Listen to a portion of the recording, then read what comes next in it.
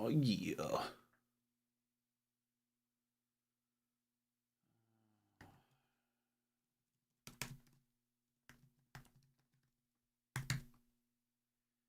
Craftmaster trays.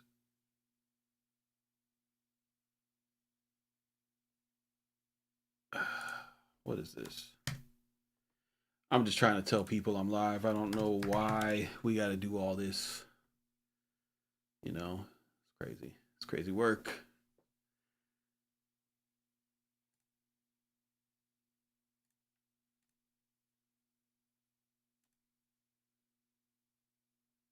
Oh, no, God, what is happening?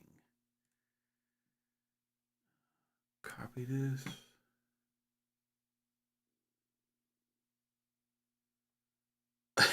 What's up, bro?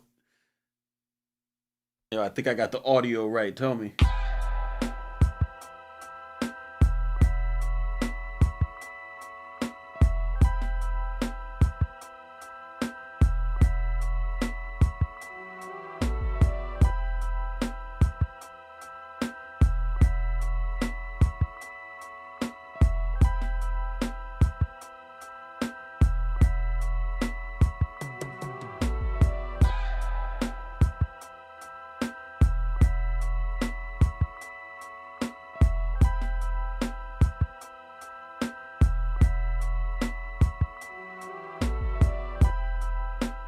It sounded right. It's not sounded like it's coming through the microphone or the phone or nothing like that. It sounded like how we're expecting your boy to sound. The real question is, can you hear the superior conversion on the MPC XL? Is the conversion sticking out to you? Is it poking out and just popping you in the mouth? Here, this time I want you to listen for the converters.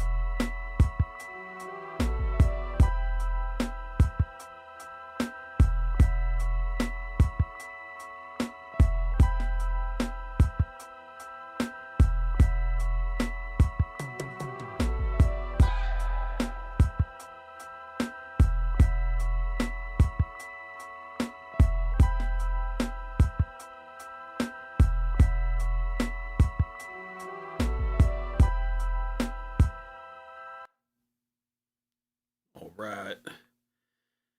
What you been up to, Ant? Raw Tunes, what's good, bro?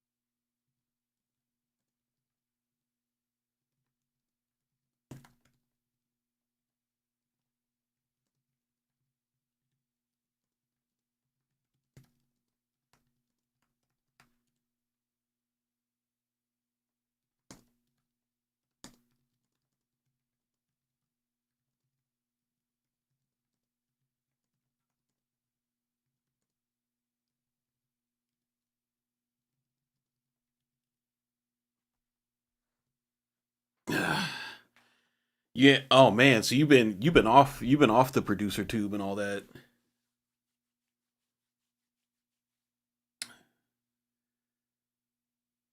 You've been like being a productive member of society. Roland, how's it sound?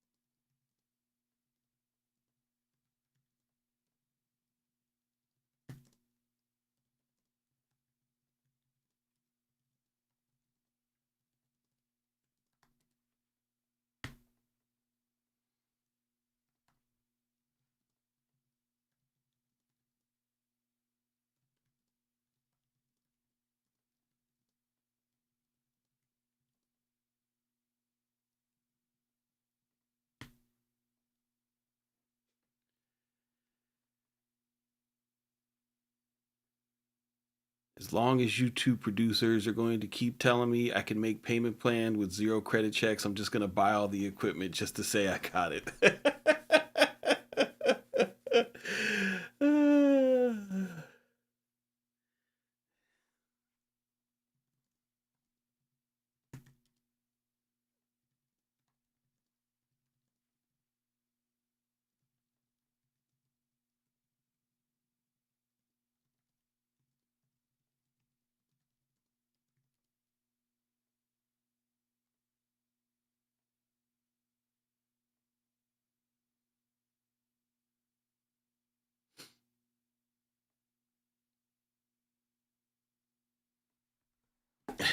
Bro, that's what it feels like every time they review a product.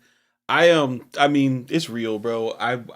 When I met a dude, um he was an older gentleman. I sold him an interface, an Apollo interface, an X the X4. And when I sold it to him, he was telling me about all these analog synths that he had. And like it's not just you, or it's not just like the hip hop community or whatever. Like this dude, plays in bands and stuff. He's like, bro, I have 6 analog synths. 3 of them are from Sequential, and they sound similar. And it's just like I just kept watching YouTube, and they kept making me feel like I needed these things. you know, it's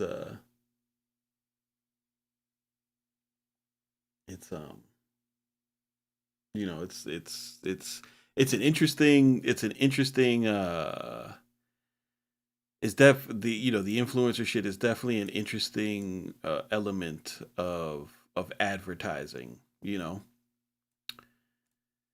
cuz like advertising within itself is rooted in psychological warfare. And I feel like we got used to it at a certain point. And once we started seeing people, and not like marketing campaigns, people who were, just like you and me, and they'd be on, and sharing the excitement. They were legit excited. And oh, this is, and it's like this, like any new piece of gear you get, that first few days that you get it, you're excited. You're like, oh, this is gonna help me to do this is gonna help me to do that. Ba ba ba ba ba. You cut your camera on, you show it, and then that initial excitement becomes the only uh it becomes the only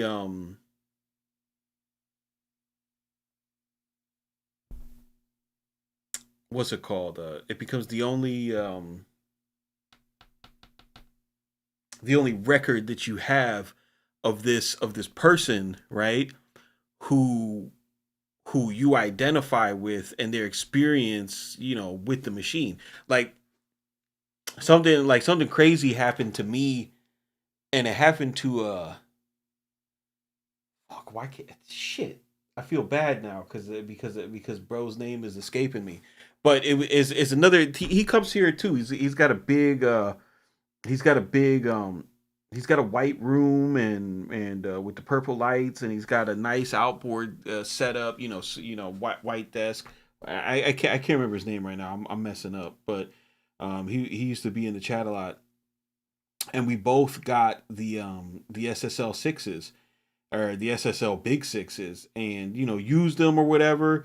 And they didn't wind up working out for us.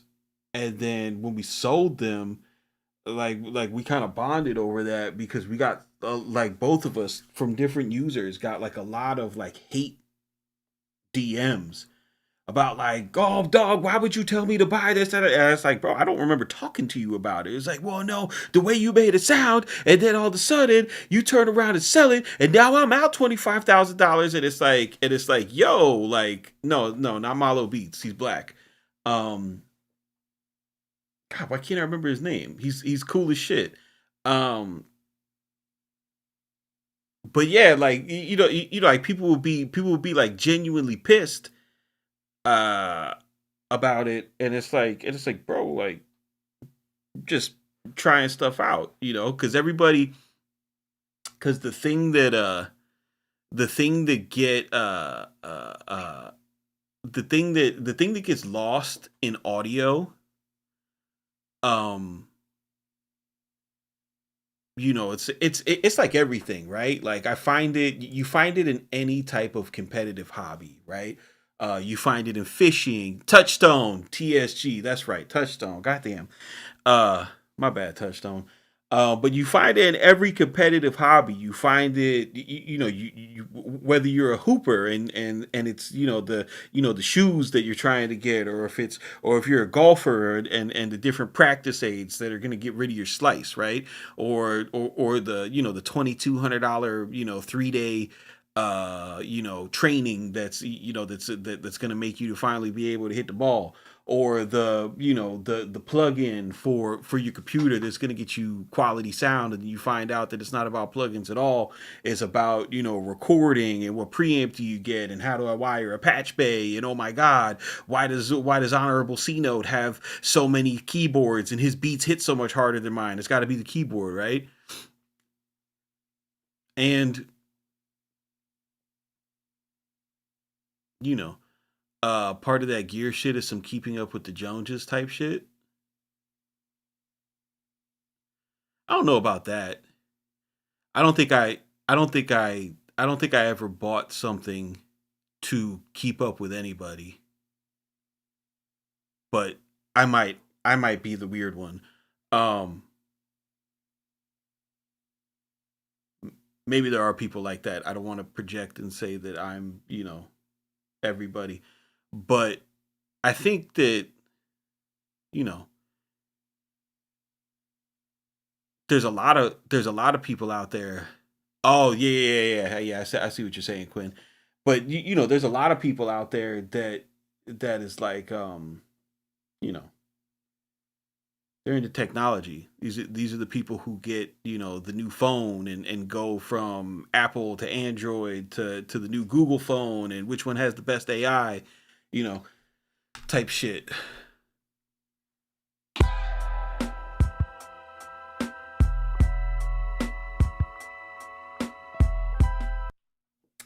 But I was seeing, like, just dipping around, looking at who got the new MPC, and what the conversations were. Um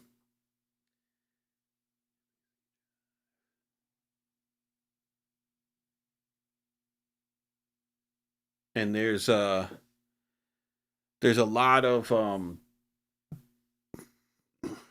I don't like this shit just got out of control, but there's a lot of like, oh, the MPC XL, bro, if it sounds better than the other MPCs, it will then I could justify buying it. And if there's anybody watching this video at this point, right?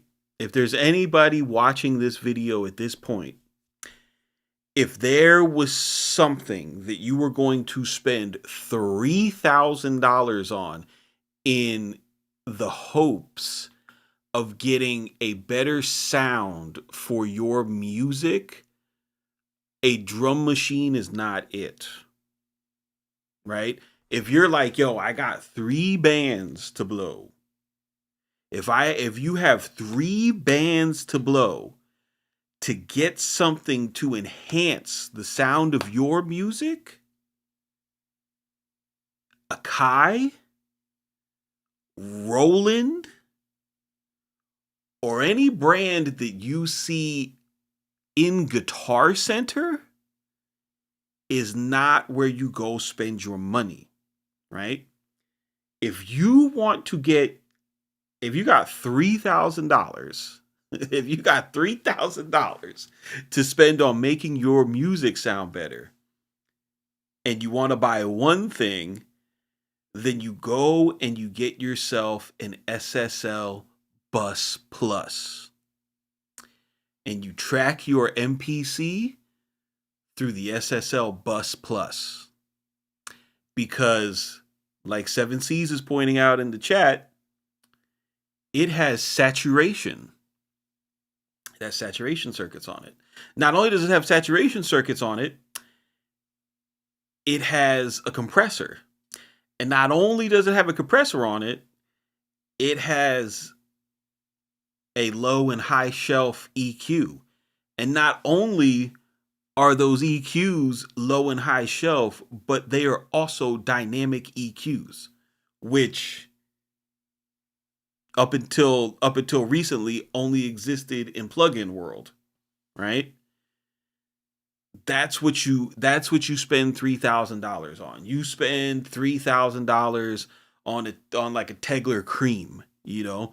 You spend $3,000, or you could spend $1,700 on a Neve 5070 summing mixer that has the Silk Bus on it, because pushing the Silk Bus button is going to make whatever is coming out of your MPC sound better, right? If you're going to spend $3,000 to make your music sound better, you get an Apollo 8XP, or you get a Lynx, or you get an SSL Fusion, you know? If you got $3,000 to blow, you get yourself an analog heat and a couple of Neve preamps, right? That's what you get to make yourself sound better. You do not buy a drum machine, right? Like, you know what happened to y'all, or I'm not gonna say y'all, but you know what happened to this space, right? There is a production legend, world renowned for his attention to sonic fidelity, right? The Honorable E.A. Ski. And he went on a rant, and in this rant, he had a goal, and his goal was to get Akai to make a pro grade MPC in the style of which he was used to back in the times from when he was, making his name in the record industry, right? And he had good points. And then that's where everybody stopped listening, because he continued to speak. And as he continued to speak, he then told everybody, well, even though this new generations of MPCs don't have the same qualities of my favorite MPCs, I am skilled in audio engineering, and I still know how to make them sound great. And the way that I do that is by tracking out through this board and sending those signals through some extra seasoning, and then it goes into the digital world, right? But nobody paid attention to the whole conversation, right? They just kept on saying converters, converters, converters.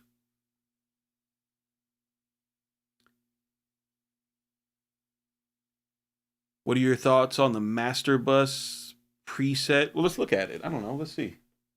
Let me save this and we'll see.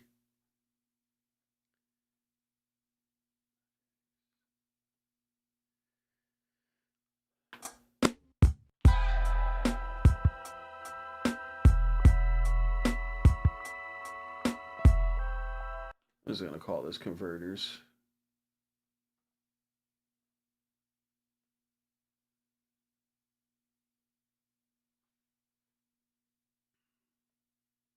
CMP, you still got that silver bullet? No, I moved off the silver bullet a while ago. I have the plugin now. The plugin's really good, to be honest. The plugin's kind of awesome. All right, so where's this Master Bus preset? Where do I find it? I don't even know where it's from. How do I get to it?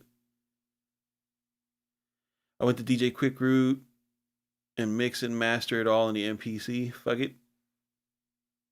I mean, you could do that. I wish the MPC had a LUFS meter.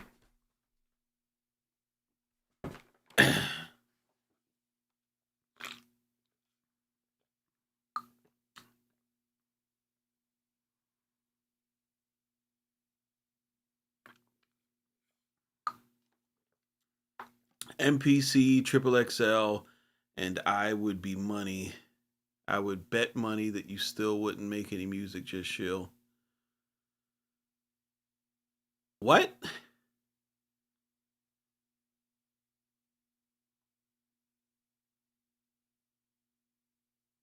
Re retype that, DJ Monty. I don't understand what you're trying to tell me. I don't know how to get it on a new.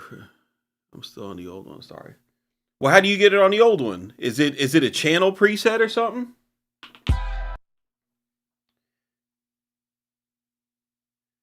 Track mix.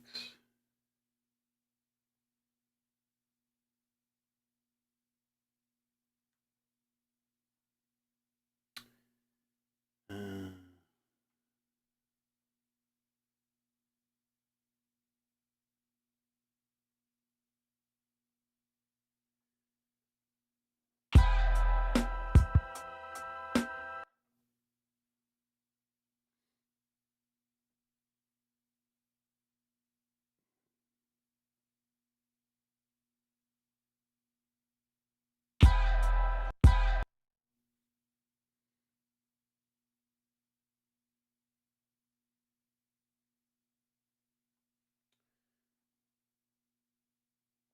Mix and master. Okay. Master bus hip hop. All right. So what do we got on here? We got a an EQ, a compressor. I would have did compressor first and then EQ. And what are they doing with it? 15 hertz, a small boost, a boosted 8K. They're dipping the low mid and giving you okay. What are we doing here? Compressor, 2-to-1 ratio, slow attack. That's like an SSL compressor. Transient. That's weird. I don't know why we're doing that. And then a maximizer.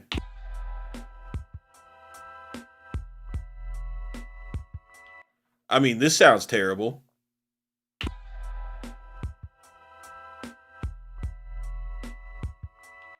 That sounds absolutely awful. It's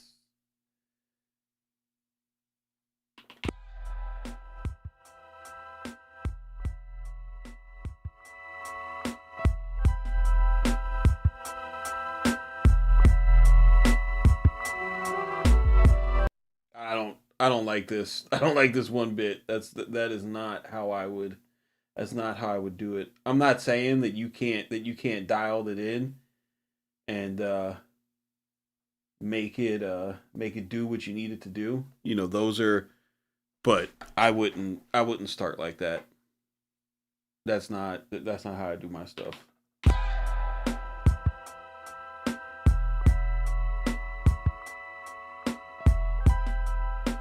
Yeah, this is an on stage stand and it almost doesn't work. Like it's spread out as far as it could go. These two things, these 2 feet, they just miss the SSD card slot and the headphone volumizer pan pot.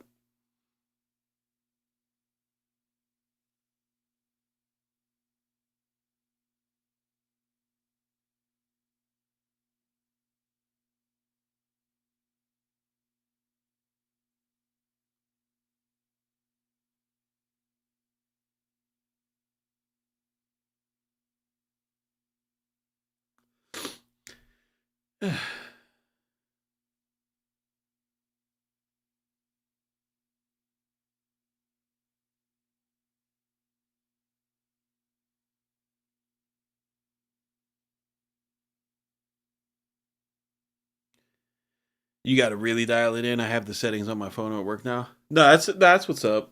Yeah, I just I would like I would change some stuff around. Like I would what I would do is I would make the first insert the channel strip, and then I would have it so that I could do like a small low frequency boost at like 50 60, a small high frequency boost around 8K like an SSL console, and then I would use the compressor on the channel strip to do the bus compression. Then after that, my next plugin would be it would be a soft clipper. That way, you know, because I would rebuild my mastering chain I use in Studio One with Air plugins. So I would go channel strip. You got the EQ and compressor there, and then I'd go into the soft clipper, and then I would go into the limiter, you know, and do the same thing. Soft clip would do the majority of my compression, like 3 dB, and then use the limiter or maximizer to bring up the final volume and try to do another 1 2 dB of gain reduction, and just have it sound really loud and fat without messing with the transients, and then you don't need to mess with that transient designer at all. CMP, are you selling the Live 3? Yes, sir. I am selling the Live 3. If you want it, holler at me. I got the box, the original cable. Shit's super clean.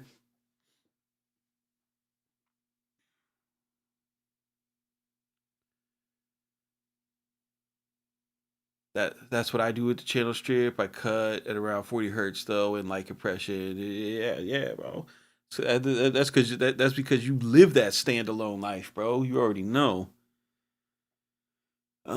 Quinn, Craftmaster, give me your quick opinion on Fender Studio Pro. Have you played with it at all? Do you think they're cooked as a DAW? I I I I mean, I'm gonna continue to use. I'm gonna continue to use it. Um, I don't think they're cooked as a doll. I think I didn't get it because you know, I'm a civilian now, bro. So I don't I'm not in the content game. You know, I got MPC XL, and you know I'm gonna do some streams with you guys because I like hanging out with you guys. It's like being in the studio with my friends and shit. And I know y'all want to see it. But like I'm not making video manuals for Studio One and stuff like that anymore. Um, have I tried? Have I? But yeah, I don't. I'm gonna get. I'm gonna get Fender Studio eventually. I'm waiting for them to drop the 30-day demo, because I think that's what everybody should do. I don't think you should upgrade your dolls right away. Like I think that you should get. I think you should get the studio. I think that you should get the Studio One demo, and you know, try it out and see if it works for you, because they give you a 30-day demo to the pro version. um uh the things that but there is stuff on there that I think is cool, that I'm excited to see, like for example, having the touch strip, or the channel strip on the bottom like Ableton Live. I think that that's awesome. That's something that I love about Ableton Live. um adding more functionality to the chord track and the chord selector. That's, that's really cool. That's awesome. That's something that I want to try out. I'm interested to see how the MIDI to like drum track, or the MIDI to melody stuff works, without the Melodyne integration, because we've been had that. We've been able to drag a what's it called, an audio track down to a MIDI track, and then it automatically transcribes the MIDI and shit like that. That's been a feature since like Studio One 2. um you know It's just they did it by leveraging Melodyne. So I'm interested to see how that goes. Um, but it's not like an instant upgrade for me. I did I did the instant upgrade to Studio One version 7, and and to be honest with you, bro, like I wouldn't I still could be on 6. To like I did there wasn't a lot that happened in 7 that changed anything of what I do.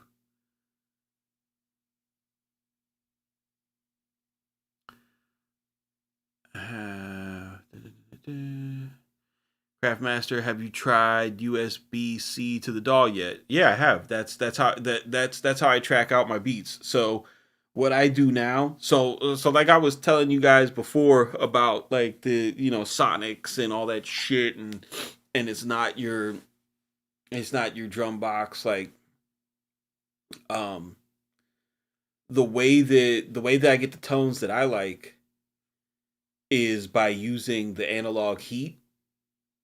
So I'll just send stuff, I'll just track it out via the USB C, record that into Studio One, and then on my master bus I have the analog heat going through Overbridge, analog saturation, round off the peaks, get it sounding nice and warm, get it sounding like rap music should sound, in my opinion.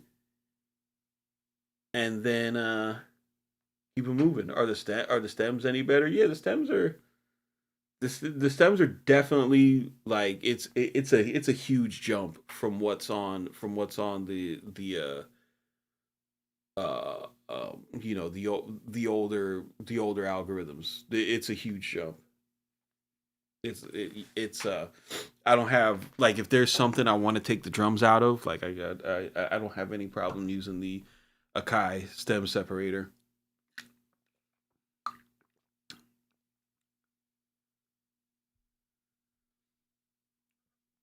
Happy New Year, 775. The XL is sexy, but they won't let me get it this time. We go die in beta.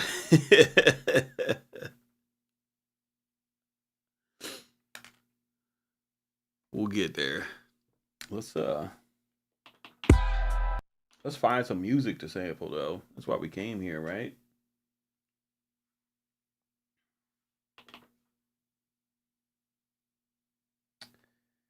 Main menu, new project.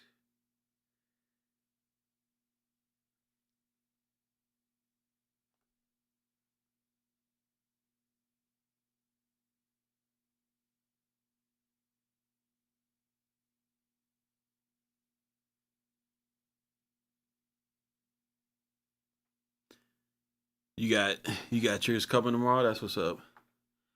Last question: did you swap your SS? Yeah, no. Whatever. Listen, whatever MPC I'm using, whatever MPC is on this stand, it has my SSD.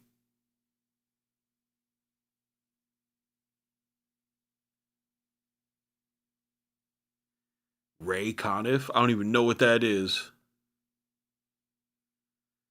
How much bigger is the the XL?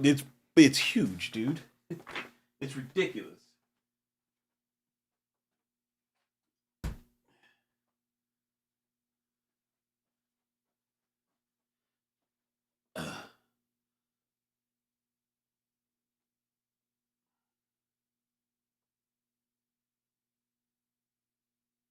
Actually, it's not that much bigger.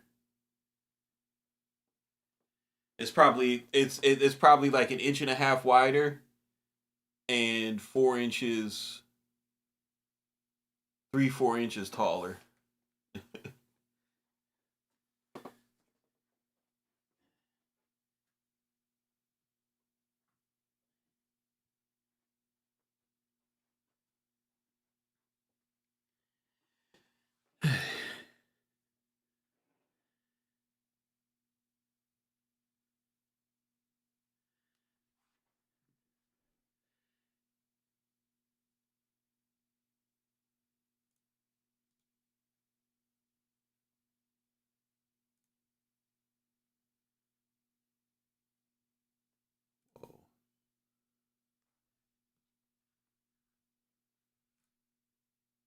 Where the hell?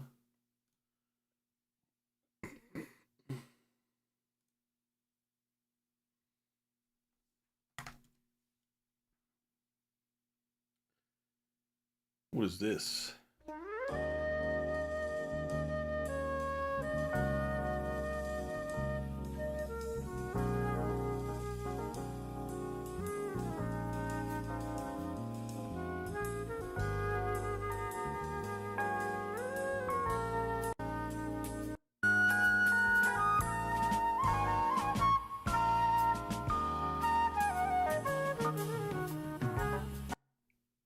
Does. I'm gonna send that to the playlist, but that's not what I want to do right now.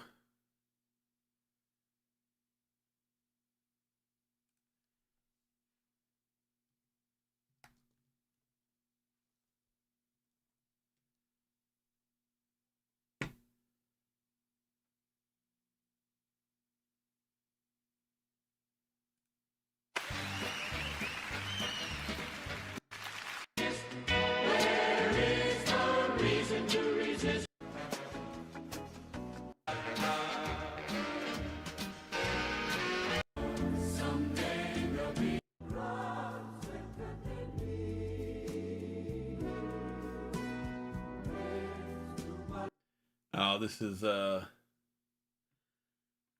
is Brazil vibes.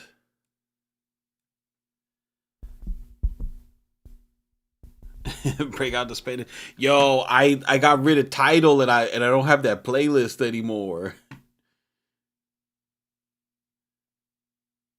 I gotta get my dog to send it to me on Apple Music.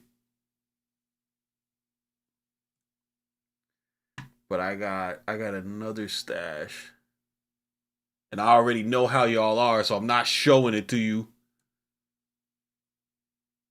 As soon as I showed the Spanish stash, motherfuckers was going into the URL trying to get my private playlist.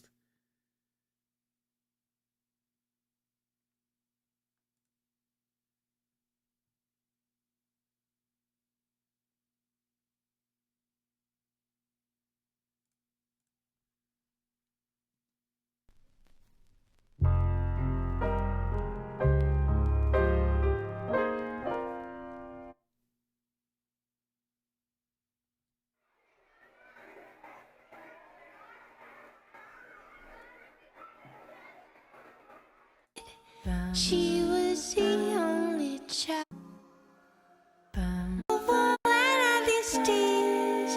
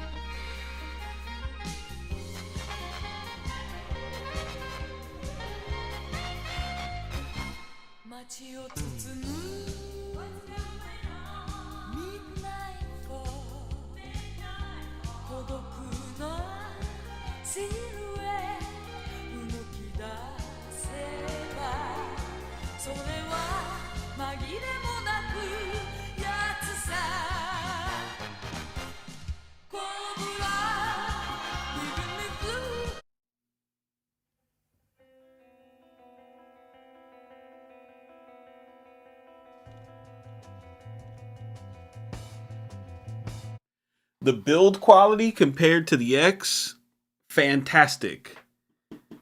We got metal back on our MPCs, boys. We got metal back on our MPCs.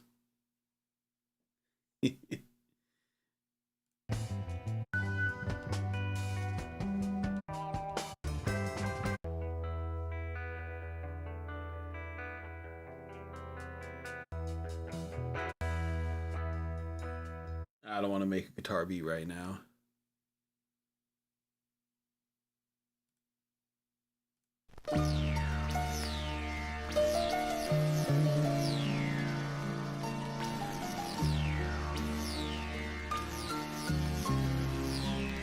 This shit sound weird. Hold on.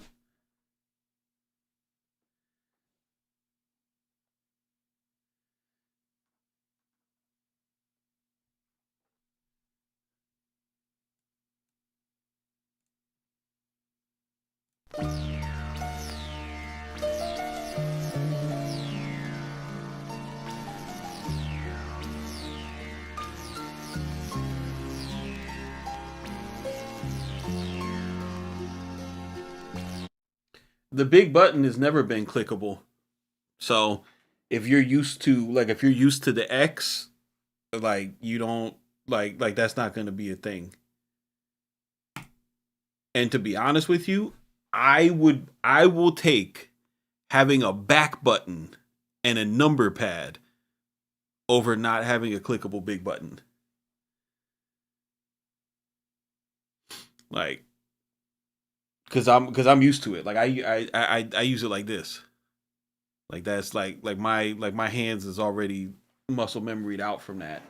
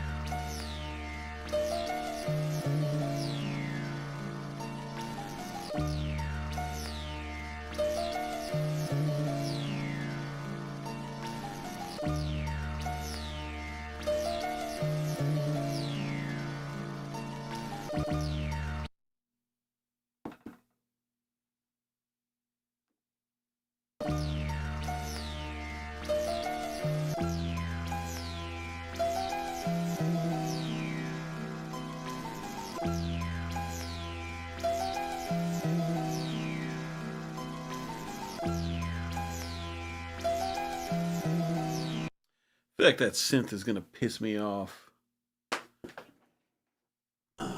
throughout the process. Let's see if I find something else.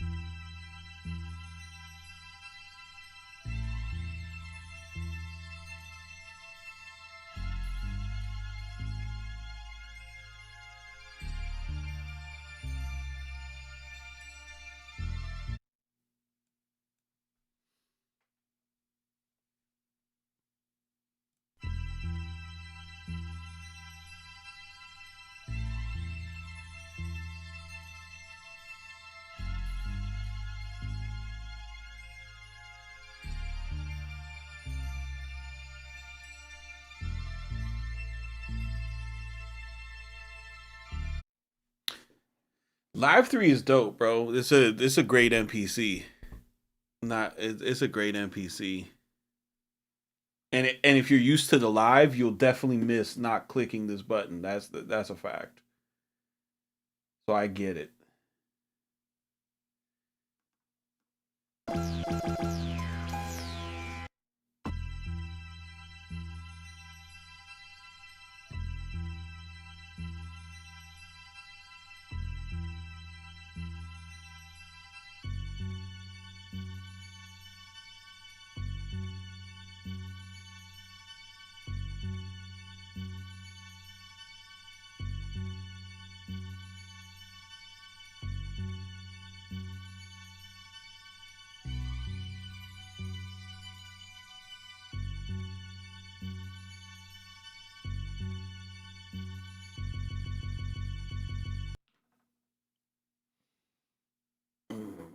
Oh, press the button.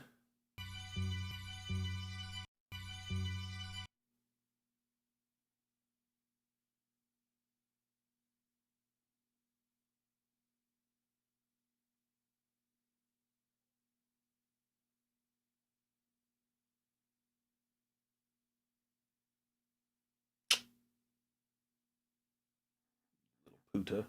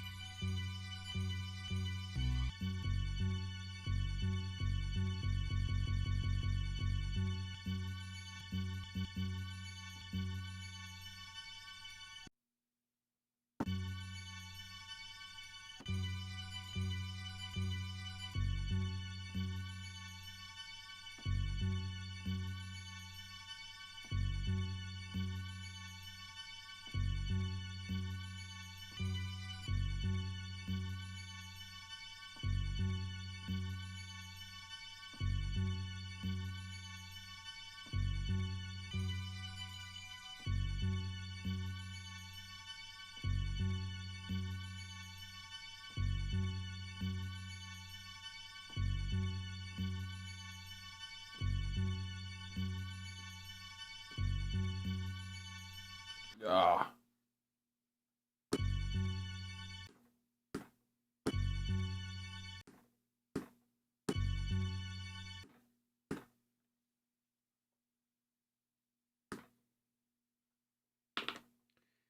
Is that really a 90?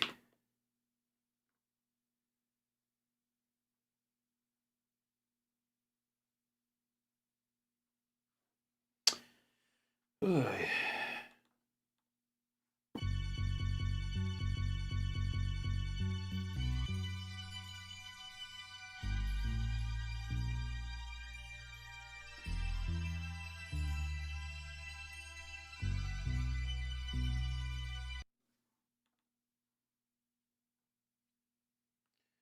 Man.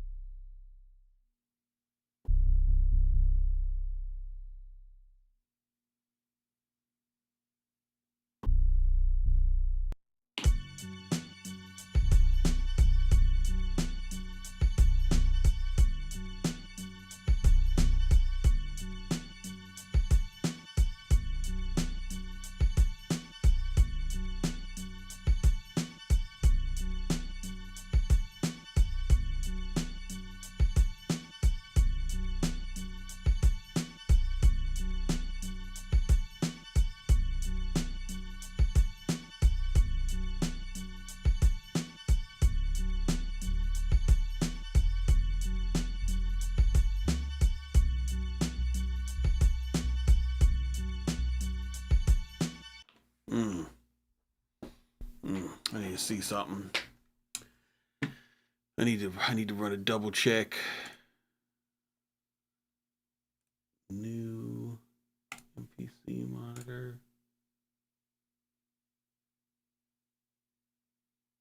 No. Close. No, this isn't what I want. Close. New MPC 2500.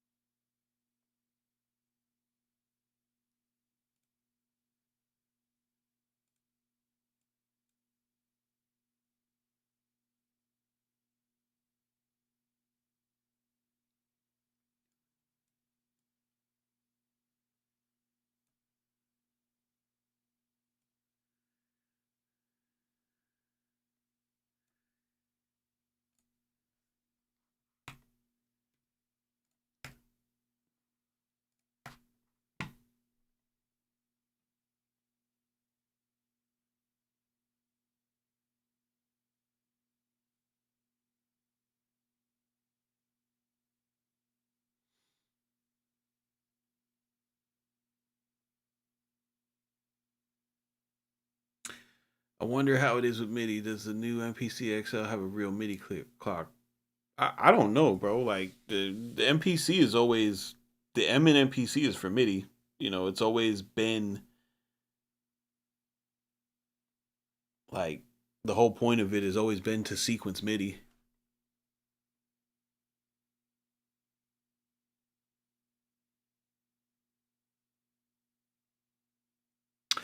Where the hell is? All right, so grabber.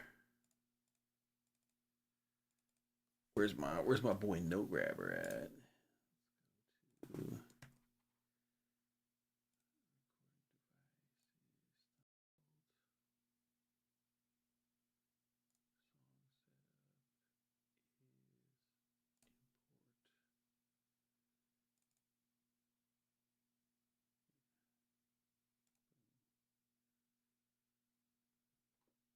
And then give me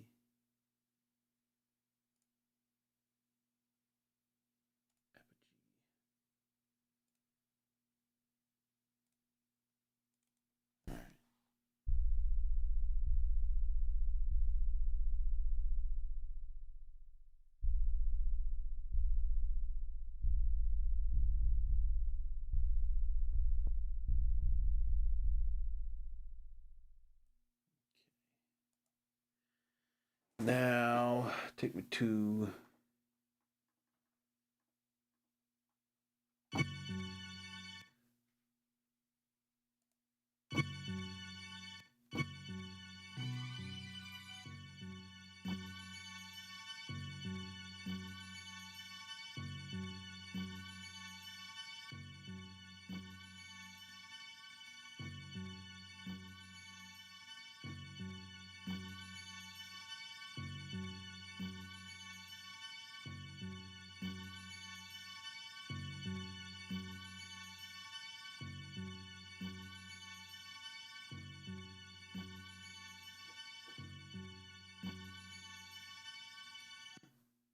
that shit's coming up with the F sharp C's.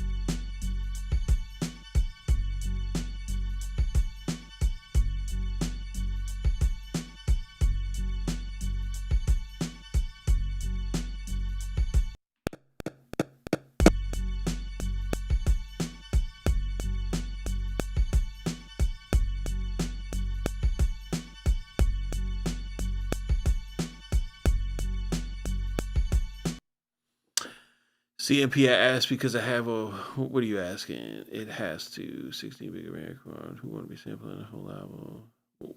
What did you ask? I wonder how to. Oh, I asked because I have a One Plus, but it doesn't sync well with my iPad using Logic or. Oh, there is. I mean, when you're syncing, when you're syncing, the thing is like when you're syncing MIDI, you have to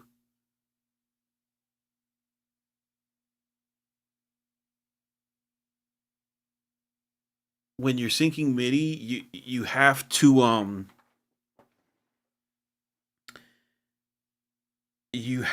like there's a bunch of settings that you need to be correct. One of the big ones that gets overlooked is the frame rate, the frame drop, like the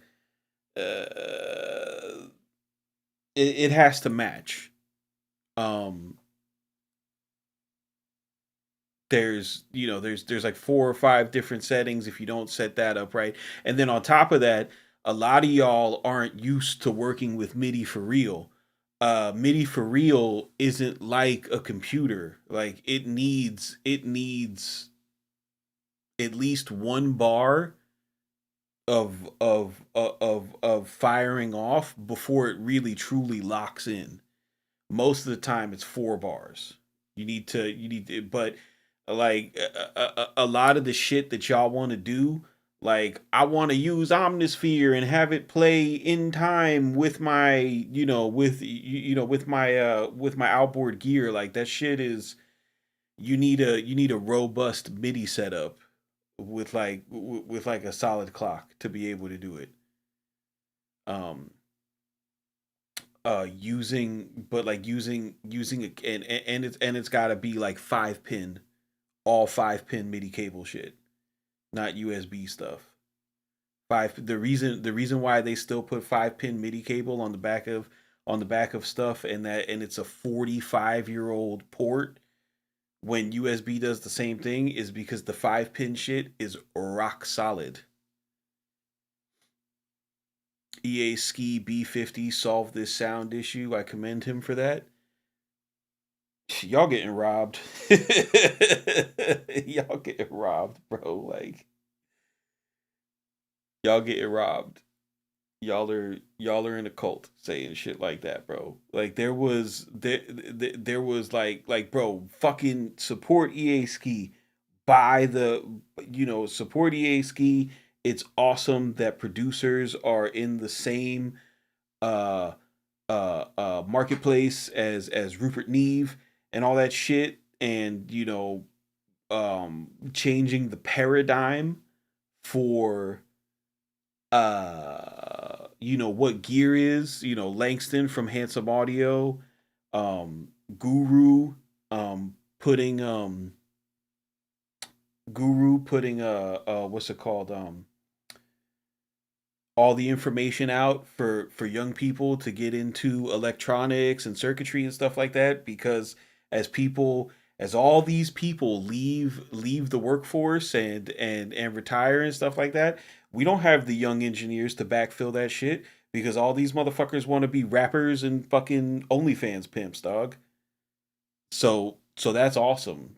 But like there's been 500 series microphone preamps that you could have been had. You could have been had, bro. Like you could have been had a pair of Neves. You could have been had the 542s. You know, you could have been bought SSL channel strips. You could have been had all of that stuff. What's commendable is his message, and reminding people how important it is to track stuff in, and stressing the fundamentals of pro audio by communicating that in order to get a really good sound, you have to have a really good source, and you enhance your source with good preamps and equalizers, right? That's what's that's what's solving the sound issue. And this is coming from somebody who's like, bought a nice share of analog gear.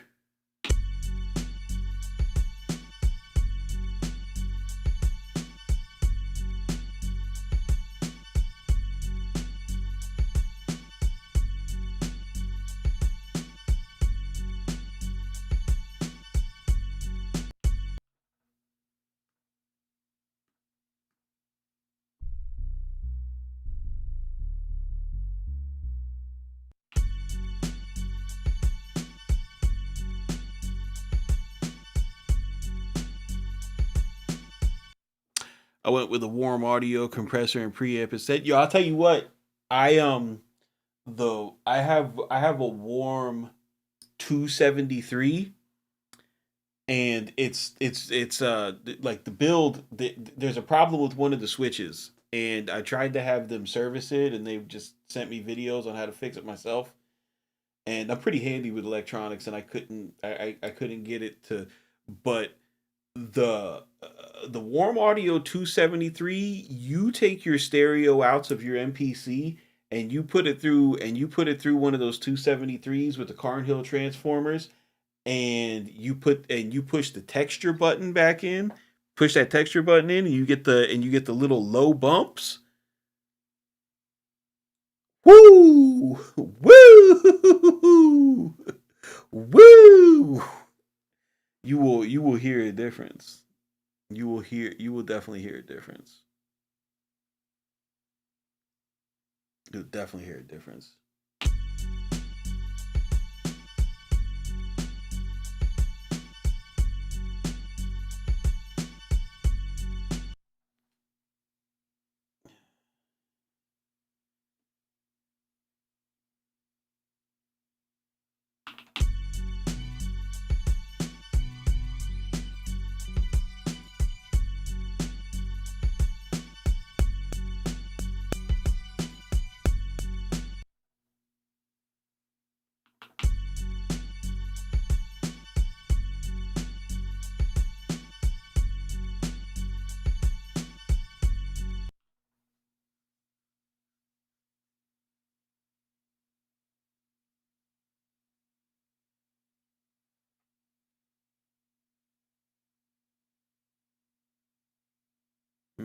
What am I doing?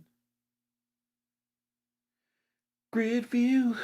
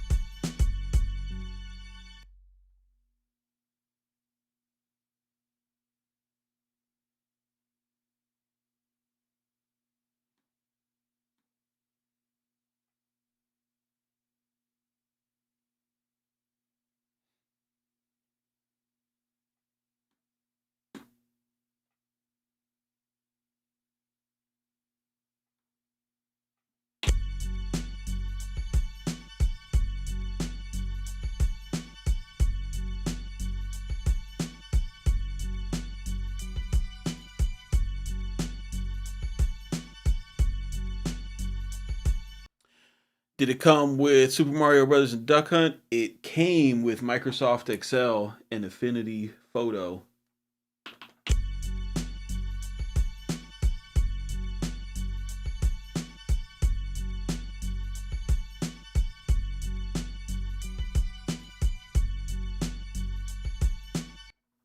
Let's see here.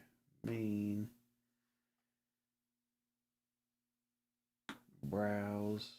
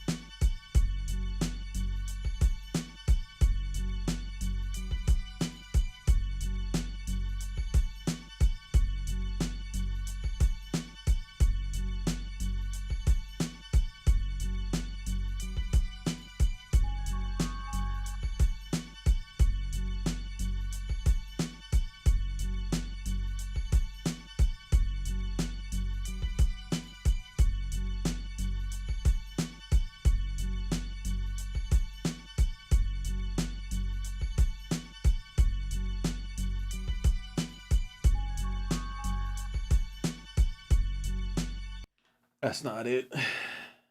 That is not it.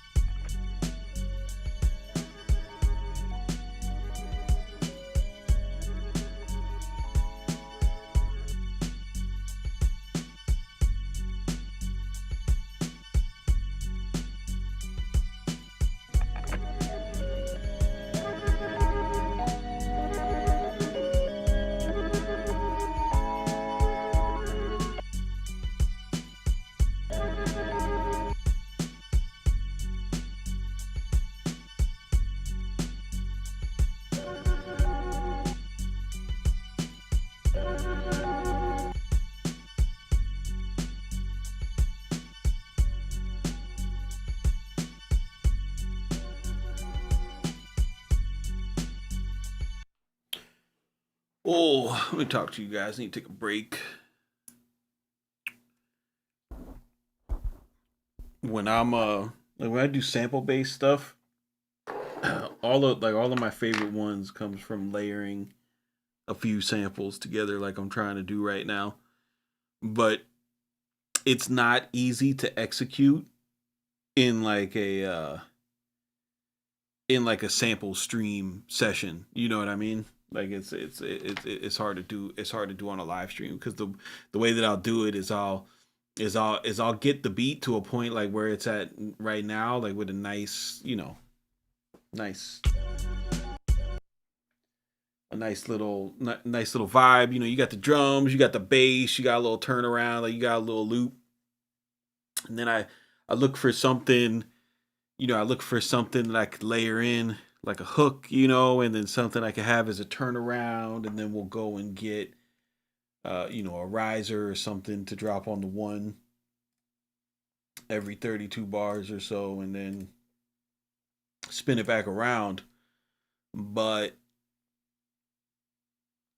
in order to execute that, it usually takes about walking away from it for like an hour, 2 hours, 3 hours, sometimes the whole night, and then coming back with a fresh set of ears to to analyze it.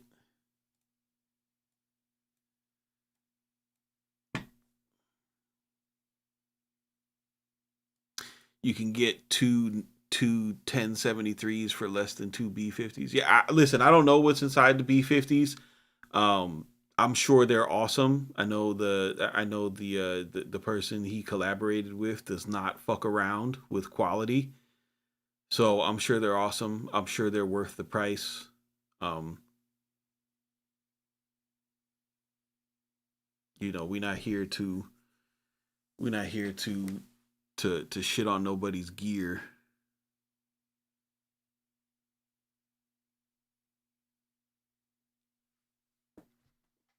Especially, I mean, definitely not here to shit on nobody's business, bro. Especially not our legends in the game. That's a fact. Oh, that's a good one. Oh, Ant is setting me up with the lobs, bro. 6 years into the decade, and what is the sound of the decade? We are on. It is 2026. Like this is the year of the decade where we should be flying our highest, bro. Like we should have a full definition of the sound, and it should be just have it should have the heart of this generation who's growing up, and we fucking don't have it, bro. We don't have it. We have nothing like it. 1996. 1996, hip hop had made a full blown pivot into gangster rap. Every rapper had a nickname that was mafioso adjacent or dictator adjacent. If you were running with Tupac and the Outlaws, these guys running around calling themselves Gaddafi and Edie Amin and shit like that. Castro. Oh, calling yourself Castro as a rapper is wild, right? Uh, and it was definitive. Like we knew what that sound was, and like 1996 to me, that was my favorite year of the 90s. The albums that came out were crazy. You had It Was Written, you had Reasonable Doubt, AT Aliens by Outkast, um Tribes album came out. Bro, so many amazing albums, right? 2006, what do you have? The 2006, you were like in late stage crunk music. Crunk was really more like '02 to '05. It was in the late stage of crunk music, but then you had Rick Ross pop on the scene, um Peak Jeezy, Young Jock Hours, the and just Southern hip hop laying the foundation for trap, right? 2016, peak trap music. Dirty Sprite 2. Metro Boomin at the height of his powers. 808 Mafia at the height of their powers. Future at the height of his powers. And then it's just like we just keep trying to redo 2016, and it's failing. It's failing in such a grand fashion that that that kids want to make boom bap again, which is cool. I like that. You know, I'm with that. But like when you look at the hip hop albums of 2025, let's see what hip hop. Uh, Ye was 2003.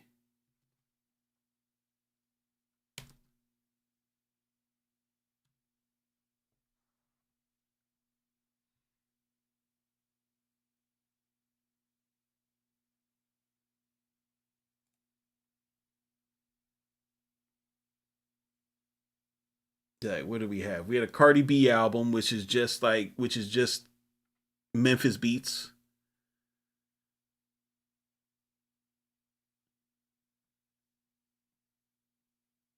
Central C, which is just what even is that, bro? That's soft drill.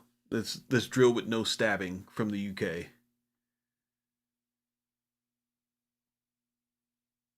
You had the whole Mass Appeal run with with uh with the older guys. You had Freddie Gibbs Alfredo 2, which was stellar, absolutely stellar. But that's Alchemist, right? That is the Alchemist sound, and the Alchemist sound is, it's a classic sound. It's not something that's like, you know, Tyler dropped something, people didn't know what to make of it.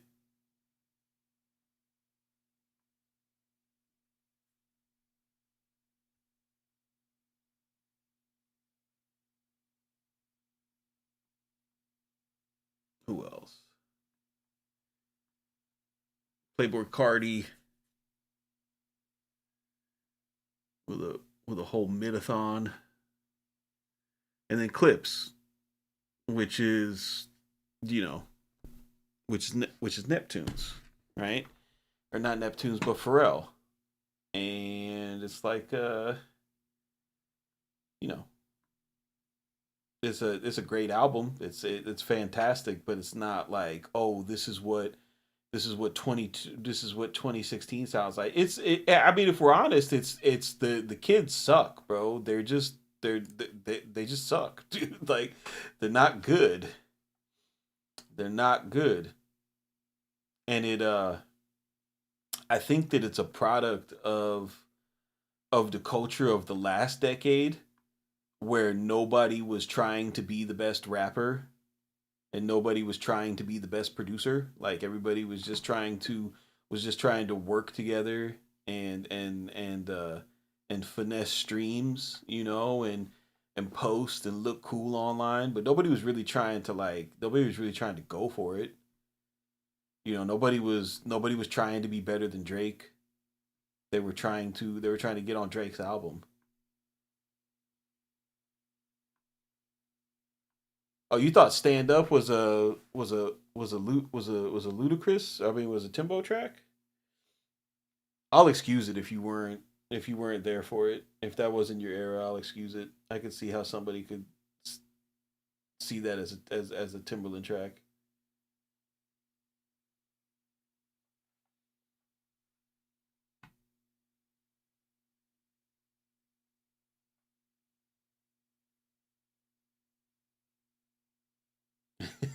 Thanks for vocalizing that. These kids suck. I was making sure that I wasn't being an old man yelling at the clouds. Nah, bro, they fucking suck, bro. Like, they don't like, at least the ones that are dropping music that gets on our radar, bro. Like, and the thing is, if they're not, like, they're just cosplaying the 90s to, like, the ones that don't suck. That's like, yo, I'm gonna be a lyricist. It's just like, all right, I'm gonna be a lyricist on old beats. You know what I mean? I'm gonna get somebody to make me a boom bap beat, and I'll be a lyricist on that. And it's like, bro, like what is your era gonna sound like? Like, y'all are going to wear, like, y'all gonna wear the same clothes from the year 2000, rap on beats from 1995. You know what I'm saying? And then, and it's like, and it's wild, bro. Like, you say it's not cool to be good at things anymore. It's cringe. God damn it. God damn it. I hate that. I hate that, bro. I hate that. I don't know what that's about.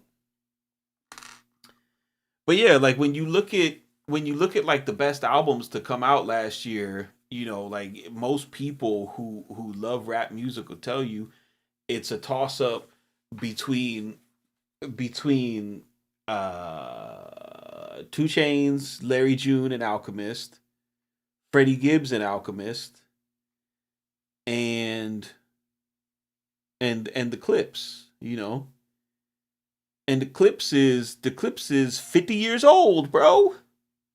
50, 50, right? Freddie Gibbs, 40s, 40 years old. Two Chains, got to be 45, 46. He's older than me. I'm 43. Like, these ain't even, like, bro, these ain't even,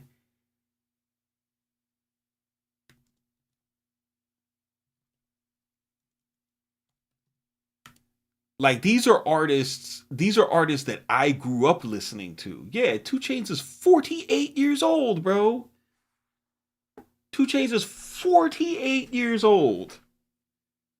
Just freestyling on Alchemist beats, accidentally making an album of the year. 2 Chainz dropped his first song in 1997, dog. 1997, bro. 29 years ago. This dude has been doing music for 29 years.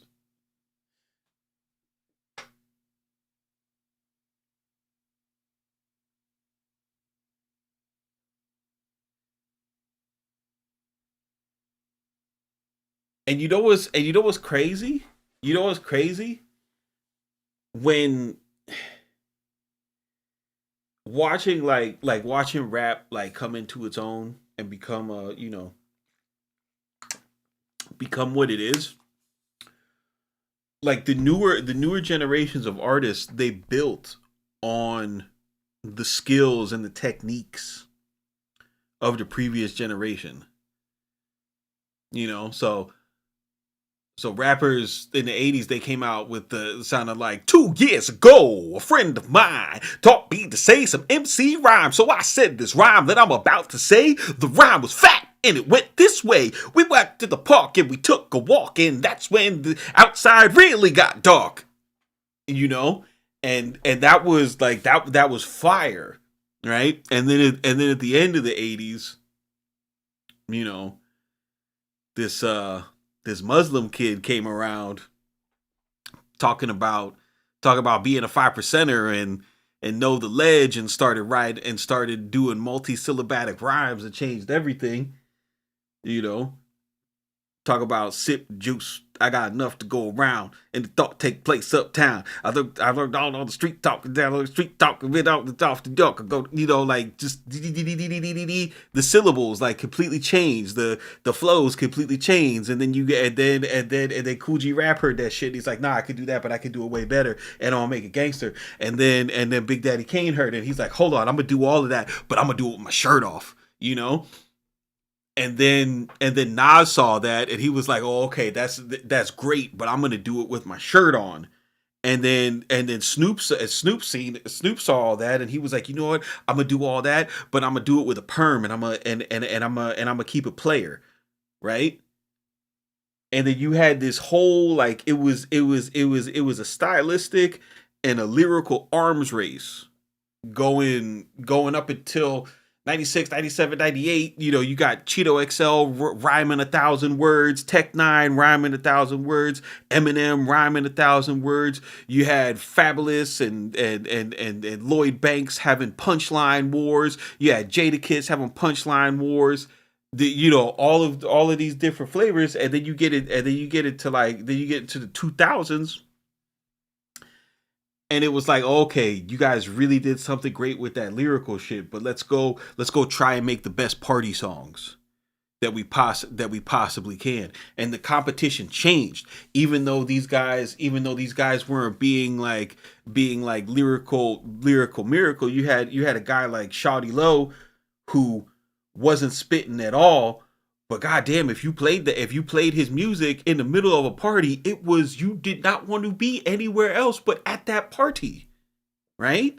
You didn't want, if Shawty Low was playing, you didn't want to be anywhere else but in that room, right? If Young Bloods was playing, you didn't want to be anywhere else in that room. If Lil Scrappy was playing, you didn't want to be anywhere else but in that little room where Lil Scrappy was, bouncing shoulder to shoulder, having a fucking near mosh pit. Never will you ever be on my level, they're like when he was talking about you'll never be on my level, he wasn't talking about the lyrical complexity. He's just like, yo, like we gonna sell, we're gonna have fun. And it's just like, the fuck are these like what the fuck are these artists doing now? Like there's every generation was trying to pack the previous generation up. Like when Jay-Z made Reasonable Doubt, he was trying to pack Big Daddy Kane, Rakim, and Big Daddy Kane, Rakim, and Cool G Rap up. He was actively trying to pack them up. And these were 26, 25 year olds, right? 20, young men in their 20s who grew up as fans of these other rappers, and they were trying to pack them up, right? And through like the early part of this decade, anybody who was half-ass good, all they did was give their music to Drake because they didn't have the nuts to try to pack Drake up. You see what I'm saying?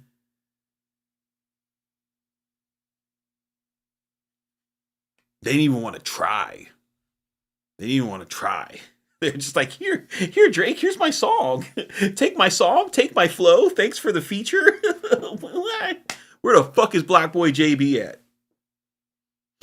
Where's he at?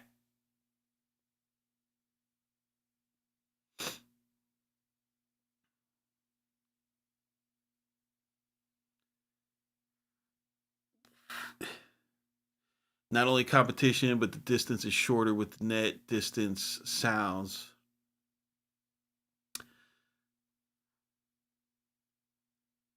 What do you mean the distance? Like the regionality of the sounds? Because I don't know. We still have regional sounds. Like Detroit, you know what Detroit sounds like. We know what Atlanta sounds like. We know what New York sounds like. We know what the Bay sounds like, and we know what LA sounds like. And we still have the regionality.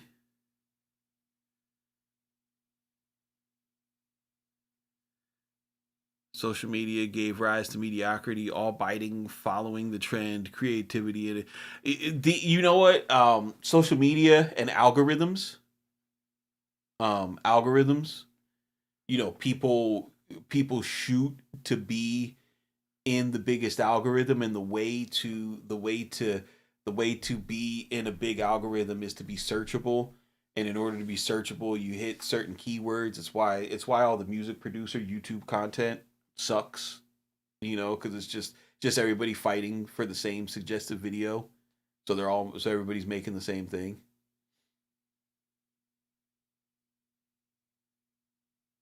It's like it's cool to hate Busy Works Beats because he does the same videos as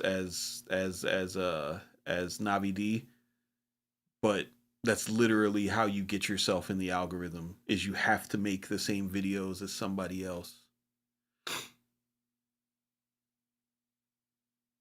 Once it was cool to say I'm a hustler, not a rapper slash artist, it was a rap. You know what? There's something to that, Niles. But at the same time, the dudes who were saying that could rap their ass off, bro. Like Jay-Z was saying that. Beanie Siegel was saying that. Like it's like it was like they were great. Look at how Chicago sounds like they're starting a new trend with drill called juke drill, with that hard 2010s house music rap. I gotta listen to that. I gotta see what's up with that.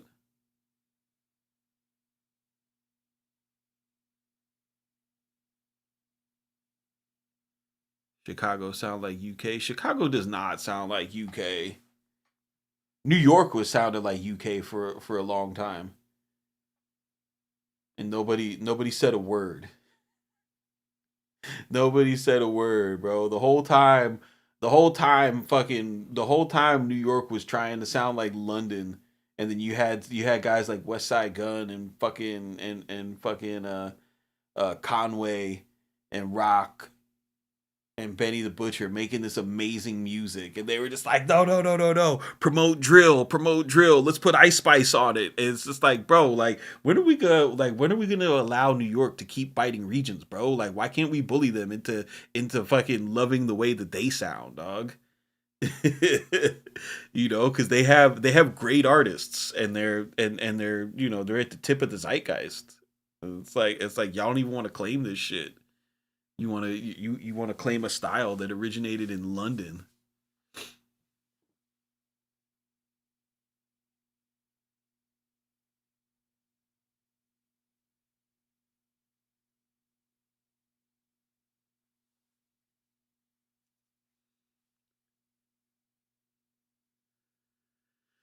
Autumn little pass inside the MPC make it seem like some type of advanced push.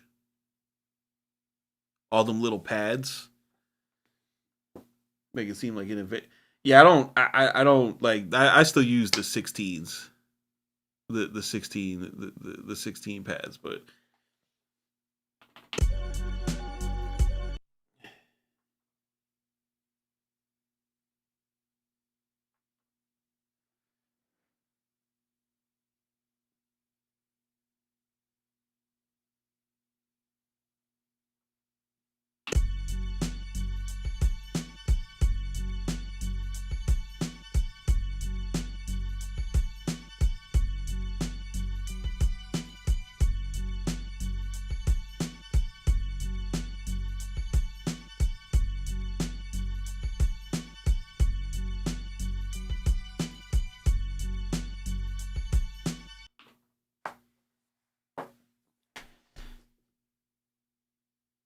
yo, the MPC XL is definitely Gundam style all day, straight Gundam style.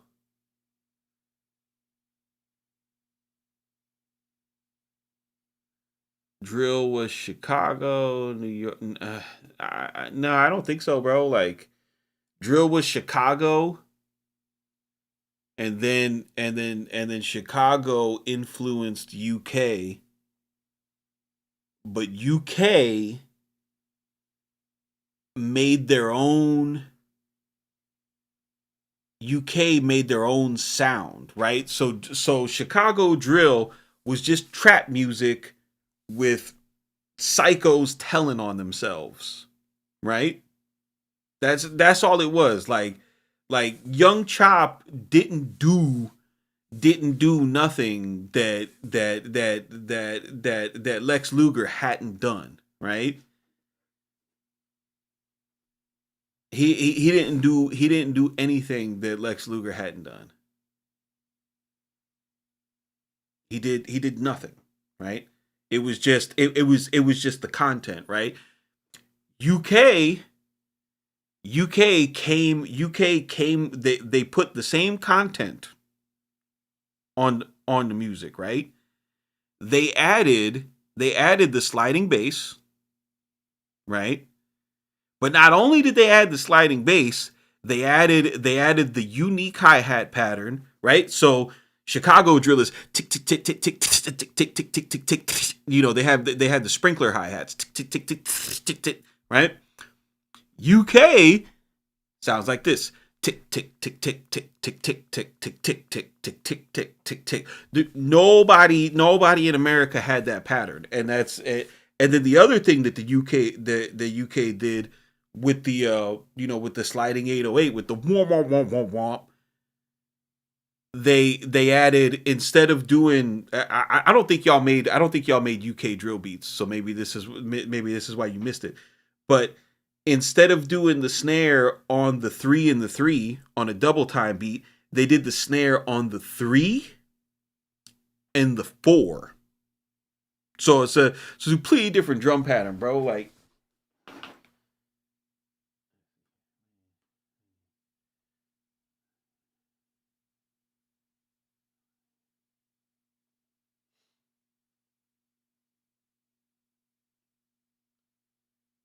let me see. Do they got a track kit up here for me? New project. So if you take browse, let's go to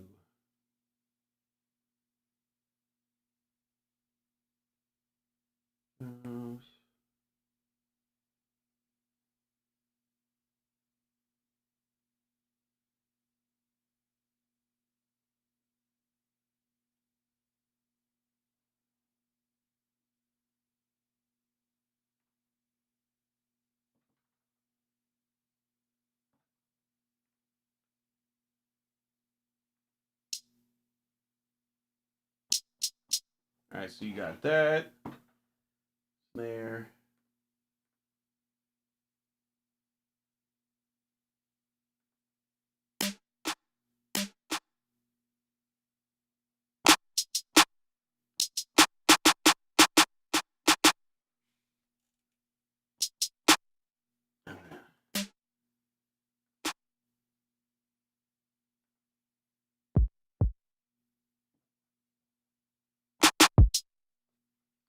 So you have like if you were doing like a young chop beat or something, or like a Chicago drill beat, your shit would go.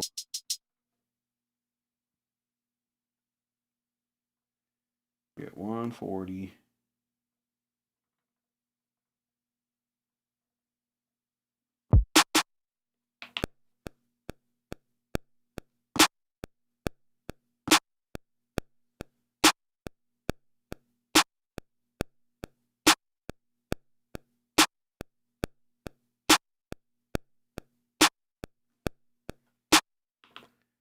Where'd they hide note repeat at? Oh, there it is.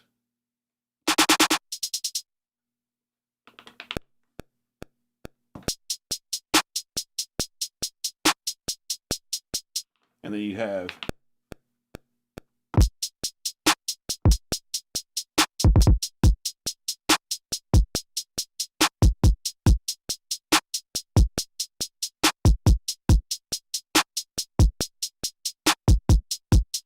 so something like that, right? Your 808, blah blah blah blah. You and then London, UK, these cheeky bastards, they said, okay, we're gonna take this, we're gonna do this, we're gonna go all this shit we doing here, we're not doing that no more. Right? We're gonna take and go here.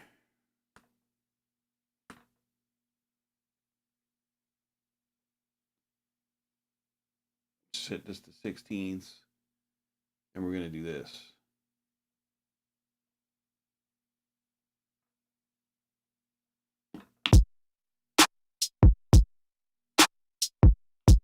Oh shit.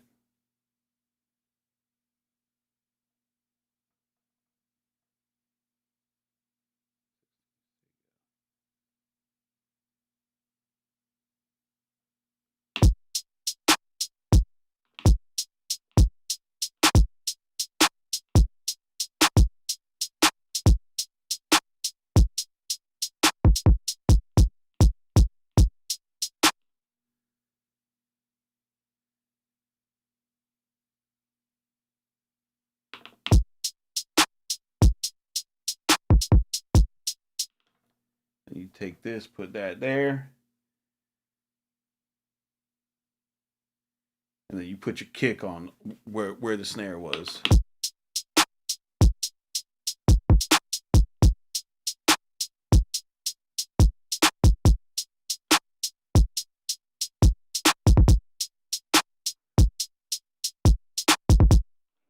There's no Chicago beat that there's no Chicago beat that sounds like that ever.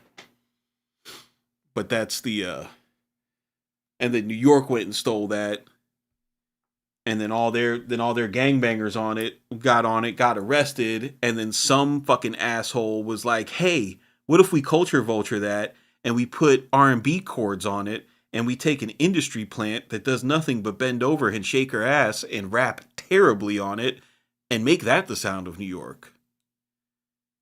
And that's how we got how you the shit. You not even a thought.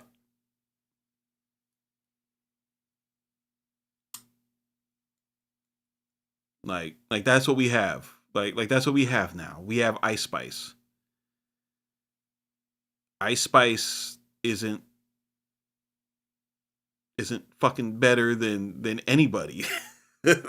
She's not better than anybody. She like sucks at rapping, bro.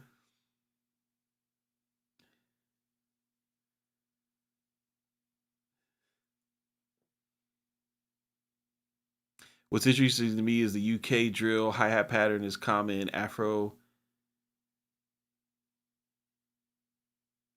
clave rhythm. Yeah, it shows up in Latin music too.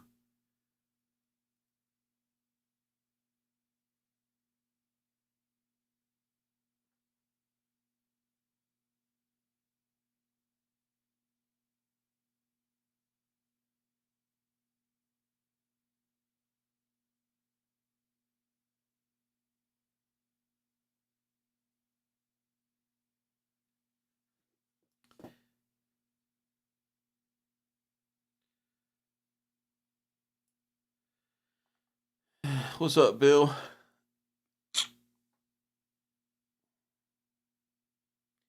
Yes, but yeah, exactly. UK drill is is inspired by Chicago drill gang culture. 100%. But the beats aren't Lex Luger beats. They did what America used to do. Like America used to be like, all right, we're gonna sample that shit, flip it, boom. You said J. Cole finna save 2026? Yeah, right.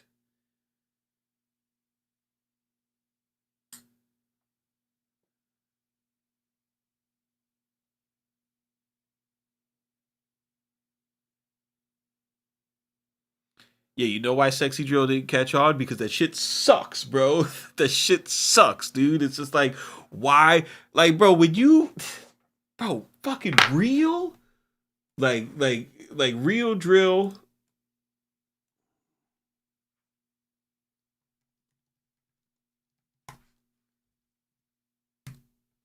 Like 2017 UK drill, like, bro.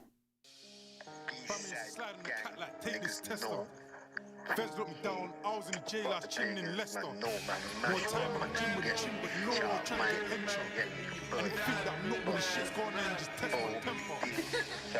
Family slide a cat like take this Tesla. Jeremy Cow. Put TT on the phone lines and the cat street down. I'll dip man down in a pay, dip man down, I'll do it with a smile. Like dog, these motherfuckers are like, it's like Sexy Drill is so like offensive to me because it's like they're like this is, I'm playing shit from almost 10 years ago now. Like this is 2017. This is 9 years old. This is when they were really like these dudes were really going outside hitting each other with 2 foot knives, bro. Stabbing the shit out of each other, then fucking going making the song, then putting it on YouTube and taunting each other. You know what I mean? Like that was the culture of UK drill. And then it comes to America and our dumbasses are like, "Ooh, what if we put R&B samples on it and made it pop?" Like what? Like you took this awesome, well, I mean it's not awesome, it's incredibly violent, but you took this, it was what hip hop used to be. It was like, hey, this is what we're really doing. This is the actual conditions that we're in, and we're going to share it with the world, and it's going to be shocking, and it's going to be ugly, right? And it has a culture to it, right? It has a culture to it. It is cultural.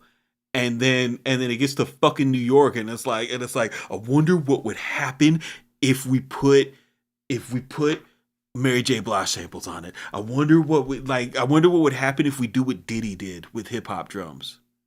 Why are we doing what Diddy did?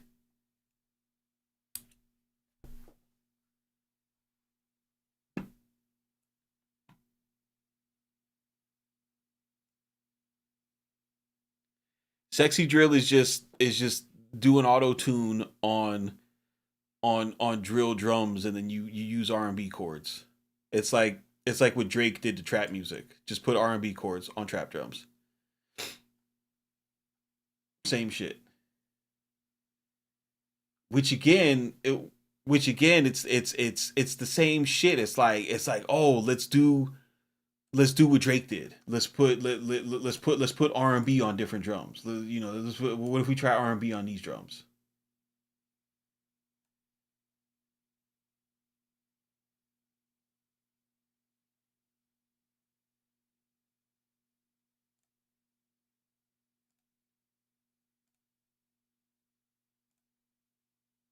To the drillers, all of the man them savage. Like if my bro's in trouble, he already knows I'll back him. Them man chat him out too live, but they already know. They don't even got good microphones, bro. They wasn't like this shit wasn't even getting mixed. They were just getting on the mic, like letting you know, like, hey, dog, like we had to take our man to the hospital because you poked him 4 times. We gonna poke you 9 times, dog. and we're gonna cut your face.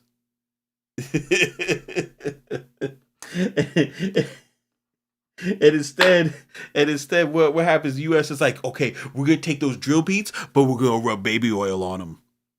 We're gonna rub baby oil and a little bit of G. We're gonna put a little G on the snare, and we're gonna put baby oil on the hi hats.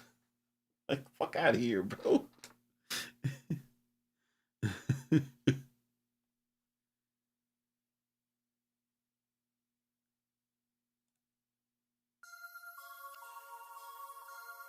Just all white with the flits them.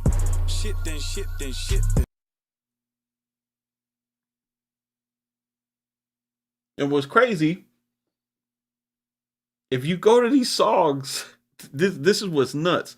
You go to these songs, and there's like RIPs from this year for the artists. That's nuts. That's insane.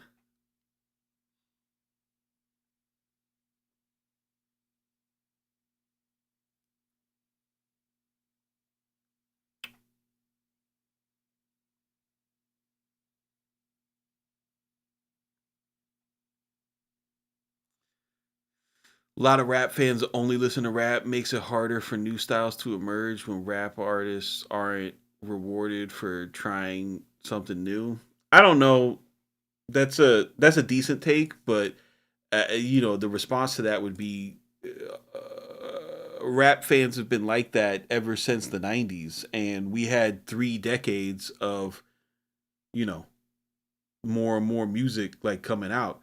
Like when when Kanye did Watch the Throne,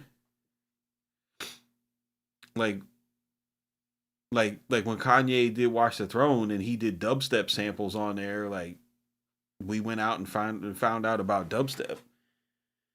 UK yeah, no, yeah, but that's the thing, like rap used to be for the young people. CMP, what I think about Coast Contra, I mean when I hear them, I think that they rap good, you know. But that was my point earlier, is that the like in America, the like the kids music sucks. Like they don't have no bops. They have no bops, bro. If you guys have kids, or if you have friends with kids, and when they go and hang out, like bro, they're listening to music from the 2000s. It is weird, bro. I don't like it.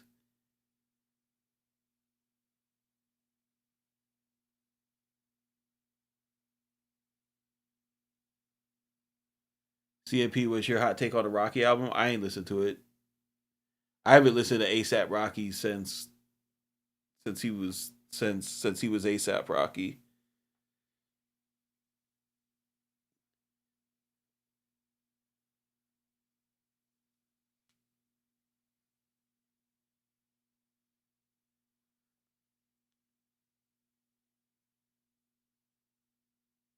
Yeah, I mean, I think Rap Cap a lifespan. I mean, you see it.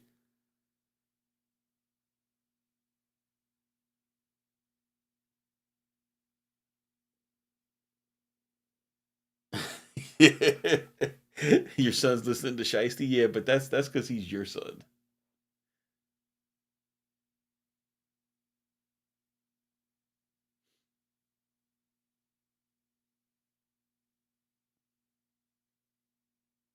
My son and his friends listen to brain rot Roblox music. No, I'm talking about like kids of like I'm gonna go to a party, kids like kids of driving age is what I mean by kids. I don't mean children. I mean like teenagers.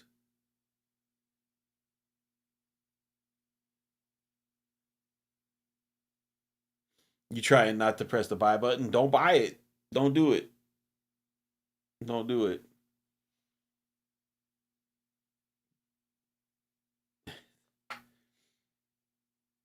But yeah, I don't know, bro. Hopefully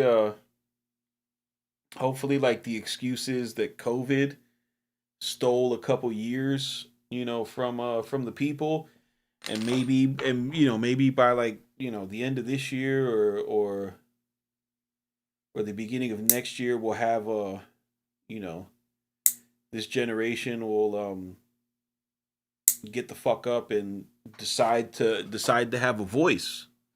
You know,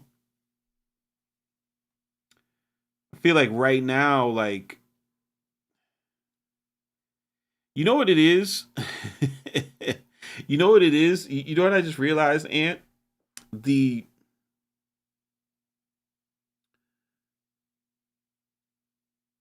So it's a couple things, right? So yeah, no, it might be over. So here's the thing, right? So, bro, she gonna get you a hotel room to cook up in. Say less, bro. Fucking buy it, dude.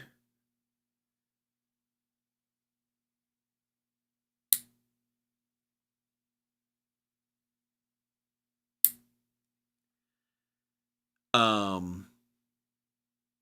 So here's what I think, right? When it comes to speaking out, to having a perspective, and wanting to get it out there, like you take someone like take an artist like Talib Kweli, right? Who had things to say, and the way that he wanted to get those things out to the masses, as many people as possible, was through art, right? But now, if you got things to say, if you think that you got hot takes that people should listen to, all you got to do is turn your phone around and talk into TikTok, and then you could become the next Candace Owens, you know, right? So like, rappers aren't looked at as the cool people anymore. You turn your phone around, you turn your phone around, and you could be Sneeko. You know what I'm saying? You turned your phone around, you could be Kai Cenat. Not podcasts, yeah, podcasts and streaming, bro.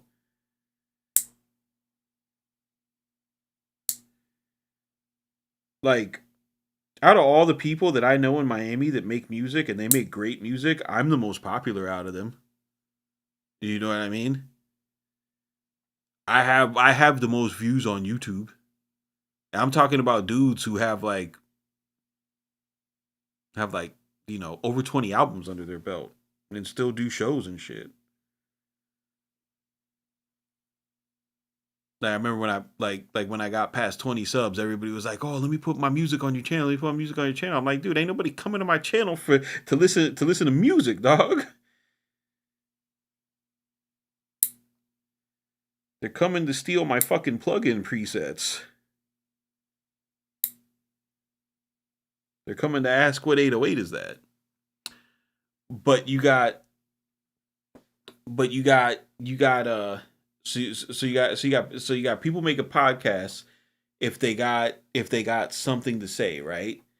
Now, when it comes to wanting to fucking to get together and have fun, bro, these motherfuckers don't get together and have fun, dog. They don't get together and have fun. They don't get together and get drunk. They think that that's bad. Nobody wants to go get a 12 pack and park up somewhere and drink them shits and and roll up and play music. So, and then on top of that, like music used to be the soundtrack of what you were doing. Like, if you was working outside, you listen to music. You fucking fixing your car, you mowing the lawn, you cleaning the house. Now people just put on a podcast. Like, oh man, and if you're a young dude, you put on like clown shit, like Fresh and Fit, or fucking Academics or something, and hear some dork that you identify with tell you that you're not that much of a dork, and just make sure, just save your money and don't buy a bottle at the club because that woman is going to take advantage of you, and then don't don't spend no money. Just save up all your money and invest it in crypto. Be an incel and don't have fun. So it's like it's like when you can't really blame the Jits because they don't have, you know, what are they looking up to? Like when they go make a song, that's why everything they do is fucking derivative, bro. Because because they don't have the same life experiences that we do, bro. Like, um, you know, my my friend's son, when he was growing up, dog, this dude didn't get his license until he was 18 years old. You know, and I was like, I remember when he was 16. I was, I'd be like, hey, what's up, dog? You get your license yet? Oh no, I ain't got my license yet. I was like, bro, you ain't trying to get no pussy? Like, fuck you mean you ain't got your license yet, bro? There's girls out there, dog. And he would just like get red faced and giggles. And this was a young man of 16 years of age. Like, bro, what is it that you're thinking about during the day if it's not fucking, get trying to do what we do, bro? It's just weird, bro. It's different. It's a different set of experiences.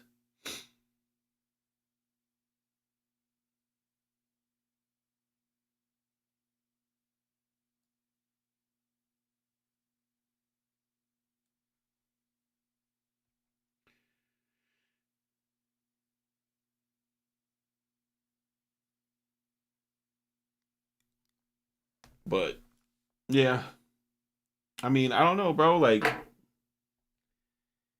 that's like, but that's why I think that's why I think the game is missing. Cause bro, there's so much shit going on in the world, bro. There's so much shit going on in the world. Like with the, it's crazy with, cause I'm a older millennial, so great. I was able like I've bought two houses. You know what I mean? I got a job and worked hard and got raises and shit like that, and and built a career and and did what I was supposed to do. But there's people out there genuinely right now where that shit is not on the table for them. You know, and I remember what it was like when I was broke, and I was angry every day. And when I was broke, and when I was angry every day, I wrote 3 songs a day. 2 verse songs, 2 verses and a hook. I could write 2 songs a day, easy. Sometimes it would be escapism type stuff. A lot of it was like fuck the NWO type shit. I was writing shit about the Federal Reserve, like I had crazy 2008 InfoWars bars, like, and yeah, Immortal Concrete, exactly, bro. And it was I went out, I went out there and performed that music, in front of people, and met like-minded people, and like we went out to protest and shit like that. But and that shit became I remember when my tinfoil hat was fresh. Yeah, that shit was fresh, bro. Straight off of Loose Change and Zeitgeist. And then I watched all of them: Loose Change, Zeitgeist, Esoteric Agenda, Police State 1 through 5, motherfucking In Game, all of them, bro. All of them. Do that shit front to back. I was a whole sovereign citizen out there before the Moors thought they had discovered something. I really went to court. I really went to court and tried to beat traffic tickets with that shit. And it did not work out, bro.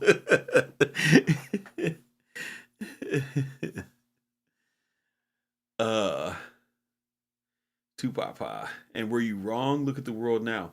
Yeah, you know what? You know what? I was wrong. I was wrong. There was a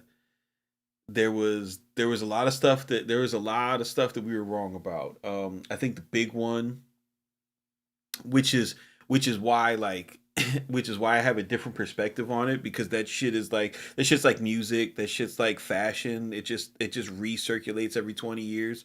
Um Back then, like in the 2000s, they told us that the big conspiracy was that the the world was going to break up into regions. We were going to have the North American Union and the Asian Union, and we were all going to be using a different currency, and it was going to be called the Amero, and they were building a highway from from Alaska down to South America, and they were gonna take away U.S. sovereignty, and we were gonna have they were gonna be putting people in FEMA camps and making them put RFID chips under their skin and stuff like that, and then like that, none of that shit happened, and then the new brand of shit came up with like, oh, there's mRNA in the vaccines that's tracking your this, and oh, they're gonna take away the US dollar. Bro, the US dollar has been supposed to crash every year since 1977, so I just see it differently now. I see it looping, you know Oh, 5G. Yeah. God, 5G. God, we're so dumb, dog. We're so dumb. 5G, Tartaria, Flat Earth.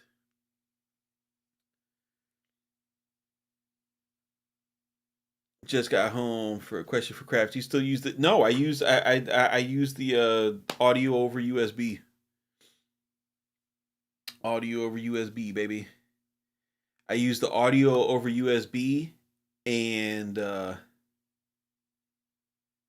I use audio over USB, and then I send my stereo track out to the analog heat, and then that does the analog saturation that I like. 48K. I don't know. I have my interfaces set to 48K. I don't know what it comes in at on the I just plug it into the computer. But yeah, like my stuff is all set to 48K. Flat Earth is lit. Yeah. Flat Earth is bro. I don't know how I wound up on this what's it called? I wound up on a YouTube rabbit hole of this guy named Professor Dave just fucking dunking on flat earthers. And sci-fi, shut up.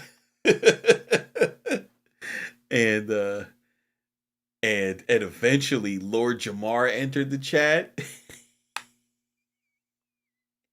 And it was, bro, it's like a Godfrey podcast where they have this Professor Dave come on, and then him and Lord Jamar are doing the flat earth debate, and he just, bro, I understand why Brand Nubian broke up, bro. Like I completely, that shit made me look at Lord Jamar different. Like I was like, bro, these dudes from this era with their fake science, because that shit sounds like you sound real smart. Like you sound real smart, like kicking 5%er stuff in front of Christians, and using circular logic. But like once you try to take that to the level of people who have studied science, and you say shit like, and you say shit like, how come all the oxygen doesn't get sucked off the earth in the vacuum of space? And somebody asks you like, hold on, wait, do you think that the vacuum of space has suction? And then they're like, well, what do you think a vacuum is? And it's like, sir, a vacuum is the absence of matter. And then you look it up on your phone and you're like, well, in the movies, like, like, wow. Like it's a vacuum because because of the movies, dog. Like, come on, man. Oh my god. It's rough out there, dude.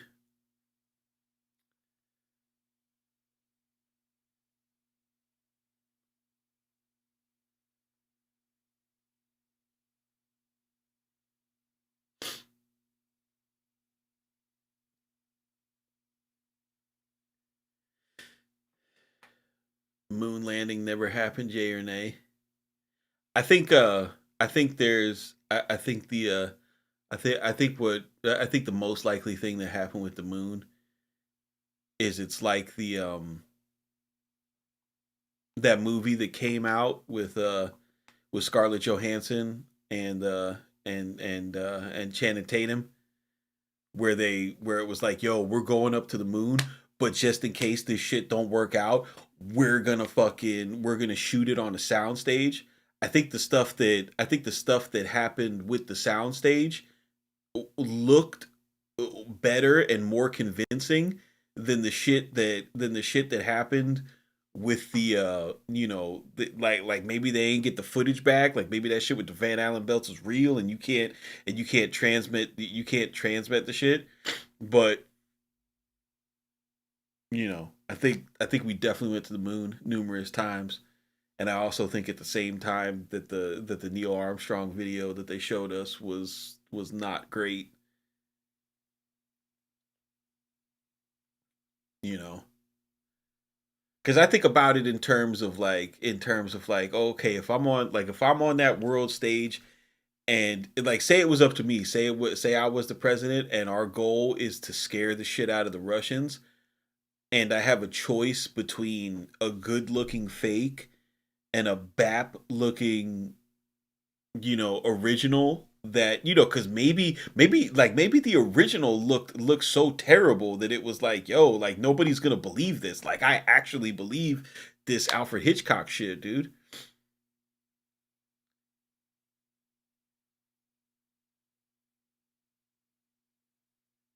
You say, how did Nixon make a phone call to the moon? I don't know, dog. I don't know. It's possible that phone call was set to a radio relay.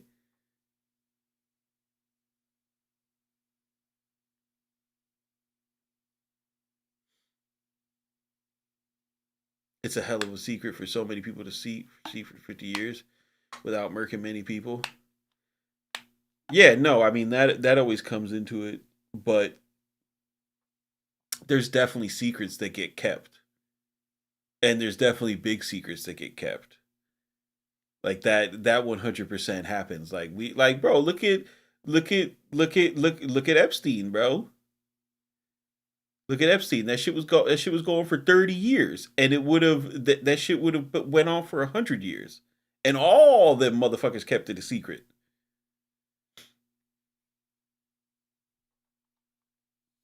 And it's still a secret. You still don't know what happened. You still don't know what happened, bro. Still have no idea. Like we think we know, but we don't know. We don't know. We don't know why there is a goddamn dog. Why is there a dentist chair in that facility?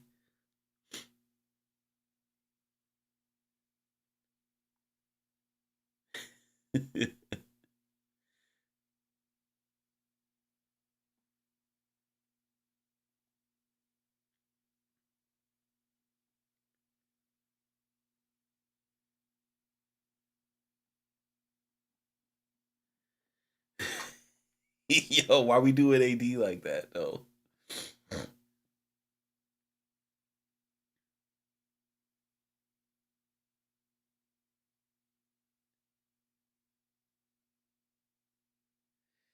If you ain't got a dentist playroom at the crib, you're doing it wrong. Right? Right? It's just nuts, bro.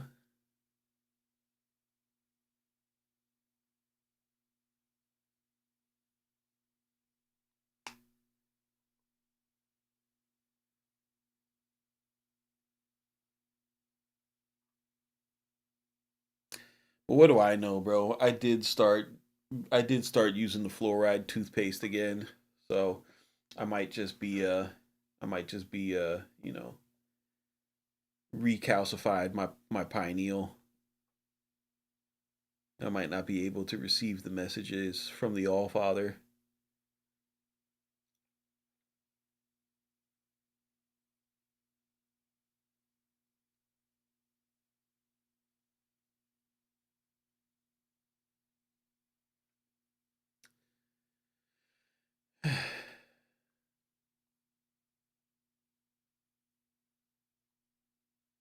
What's up, Manu?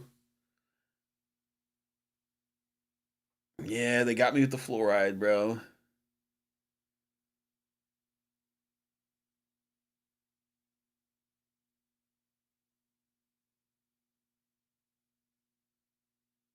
I'm waiting for someone to install the 2.5 firmware on the XL. I'm sure someone will do it.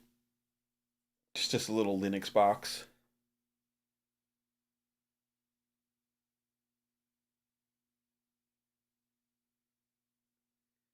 What's the prices of eggs in America? It depends on what type of eggs you like. You know, if you like the white eggs with the yellow yolks, it's just like $2.99 for a dozen.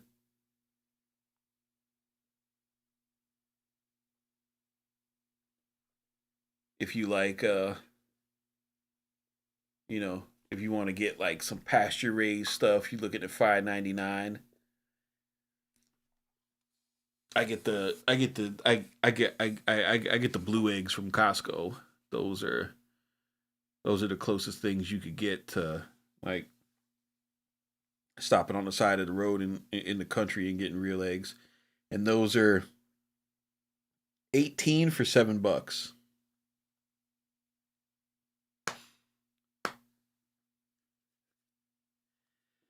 So depending on what you like, anywhere from $3 to $7. And then I think your the exchange rate of the dollar, you know, for you guys' currency is just buy a damn chicken. Bro, they not everybody can have a chicken in the backyard. We can't have chickens in our backyard ever since the fucking New Yorkers moved down here. They make a big deal about anything that is not a cat or a dog, bro. The worst thing that happened in COVID was all of the New Yorkers moving back to Florida. And I got bodies behind COVID. And that's second to the New Yorkers moving to Florida. Yeah, I live in Florida.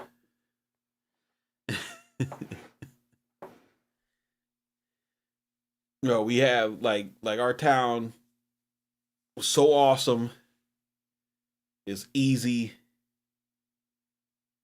Taxes were low. And New Yorkers show up and they're like, "Where's the sidewalk? How could you walk? How can my child walk to the bus stop if there's no sidewalk? We need sidewalks and we need street lights. Like, the fuck you need street lights for? Put your brights on. This is a small this is a nice sub rural place, bro. We have stars in the sky. We don't need street lights. We don't need sidewalks. I seen we have these birds out here. We have these birds out here, and they're awesome. They're like the size of a flamingo, right? They're like the size of a flamingo, but they're not pink, right? They're birds called they they're birds called sandhill cranes, and they're awesome. They're just these awesome birds. They're just like fucking dinosaurs, bro. Like I love these birds. All right, like do not get me started on these birds.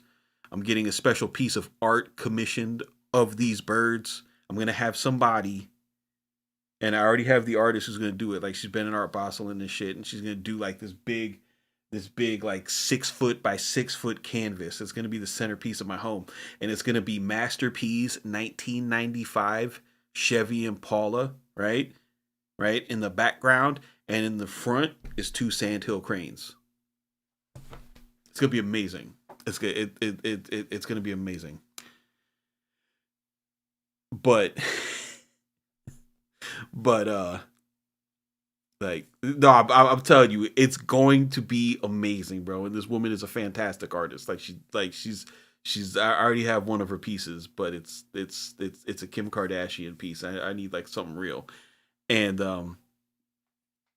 uh the point is these birds, they will like you will walk outside, because we done built over so much of the natural green spaces, that what happens in Florida when we develop like this, when the fucking New Yorkers come down and we have to build all these fucking houses for their dumbasses because they think $600,000 for a 3 bedroom is a slamming deal, right?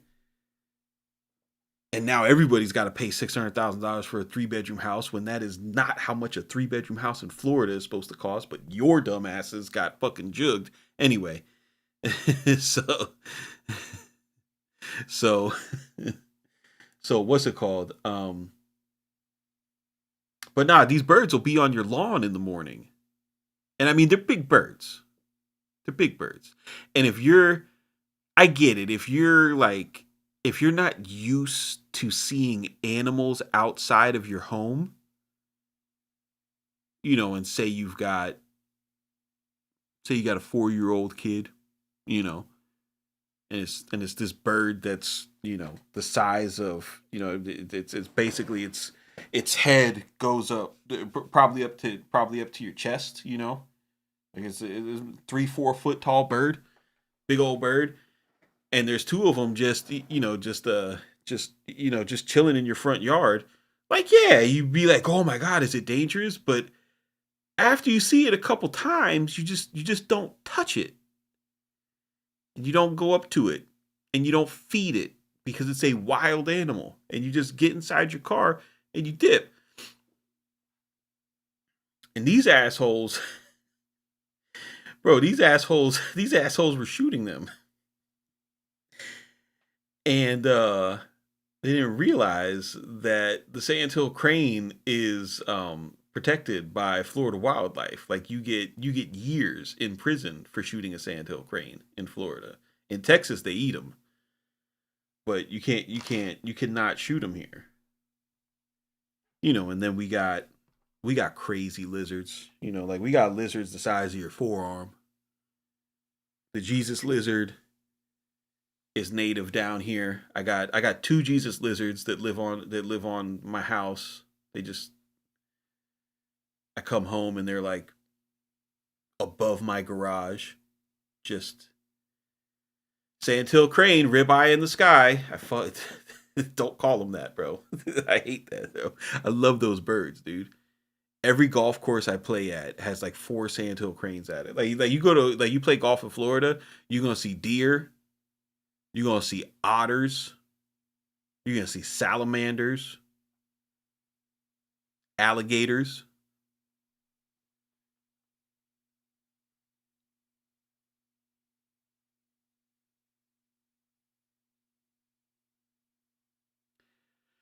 Yeah, we do have snakes that will eat the sandhill cranes.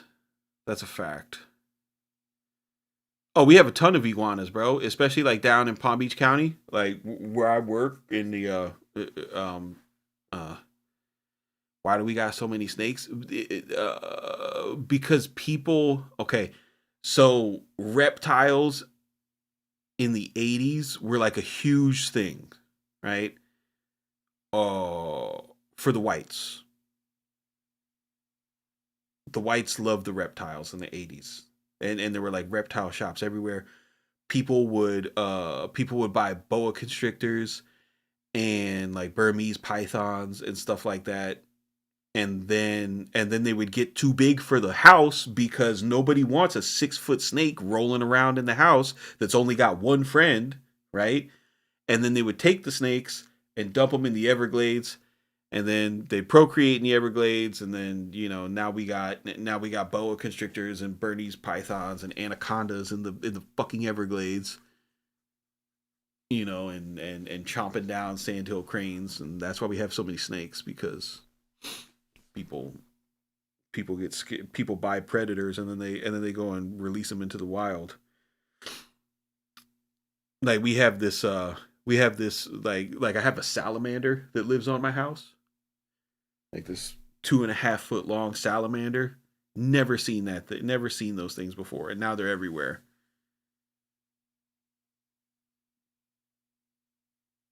There's this dude that's always searching for an anaconda in the Everglades.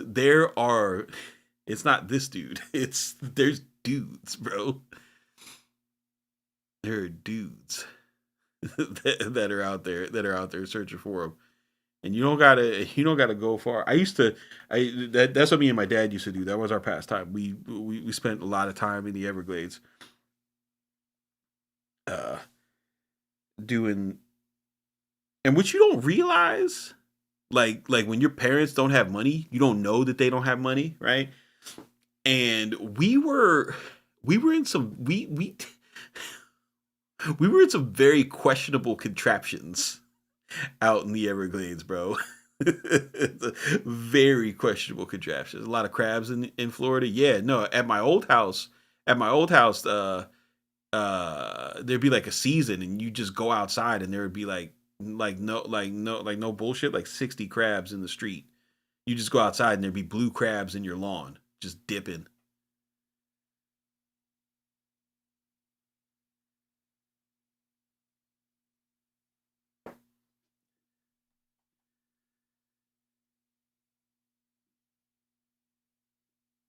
Were you with landowners? When? What you talking about? In the Everglades? No, you just launch at a public boat ramp and dip out.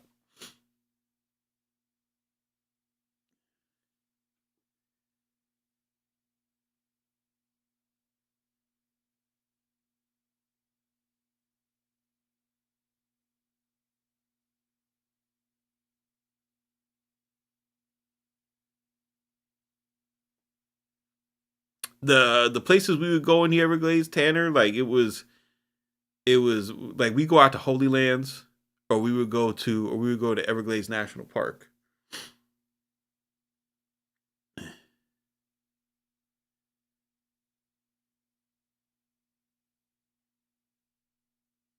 So like Holy Lands, that's all public.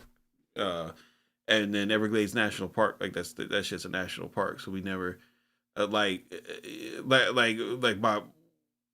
my buddies and them, we would do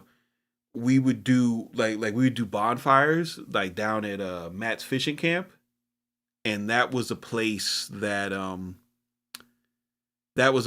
we learned that wasn't for everybody. You understand me? We we stopped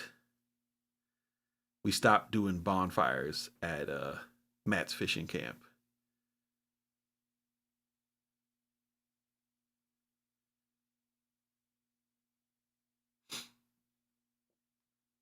Do you ever use pedals for effects and sound design? Yep.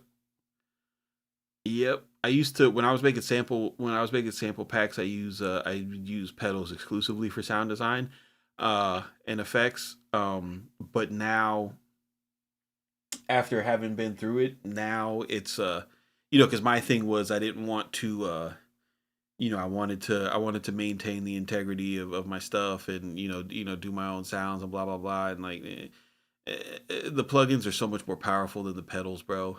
and you don't gain any like any fidelity from using a guitar pedal. They're fun, because they're tactile, but you know, Flavor Pro is great. Though nothing died in Florida, my man was rich. They had a mansion, all kind of stuff was overflowing around there. They have bugs bigger than birds.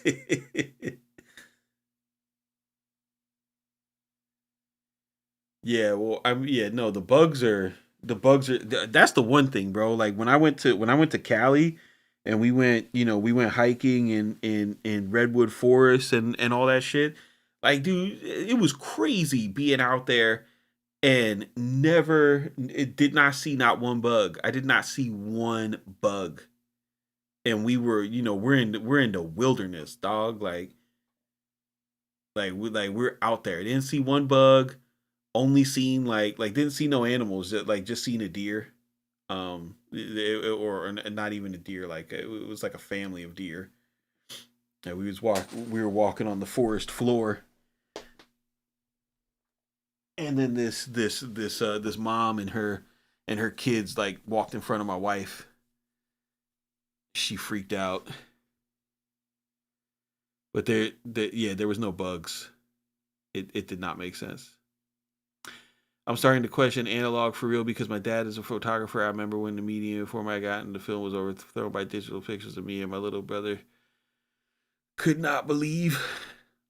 I mean, analog is awesome. Don't get me wrong, bro. Analog is awesome. It's faster to get the result that you want with analog all day, every day. It's just, you know, if we're honest, we're not at the level of creators that need the analog supremacy to express ourselves, right? The people who need the analog supremacy, they're playing a different game than us. They're out there fighting for their lives. Like somebody like Jason Joshua, he's out there fighting for his life. He's out there, made a career for himself, has a lifestyle that he's accustomed to, and he has to continue to get his rate for doing mixes, right? So in order to do that, he needs every tactical advantage that he possibly can have, or at least that was true when he was primarily a mixer. You know what I'm saying? Us, we're in our late 30s, early 40s, making music for the vibe, making music for the fun. We want it to sound great. That's what we just need to get it there to sound great. How common is it to see alligators in Florida? If you go to a body of fresh water, you will see an alligator. I'd say probably 7 out of 10 times. I see an alligator every time I golf. Every golf course I go to has at least one alligator.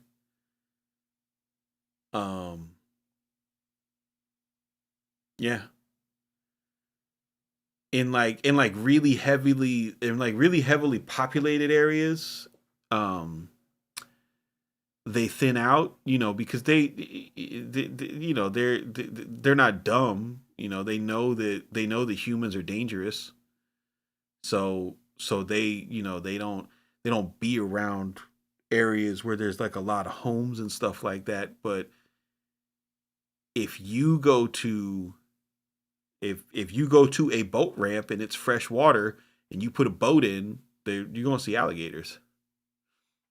But alligators are awesome, bro. They're like big dogs. The alligator is no problem at all.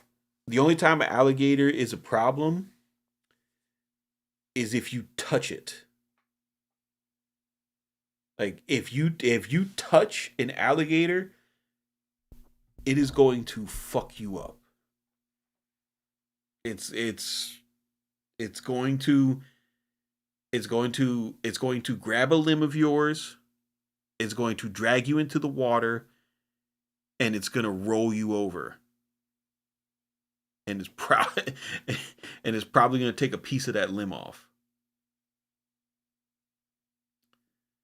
It's gonna like you gonna have a hard time.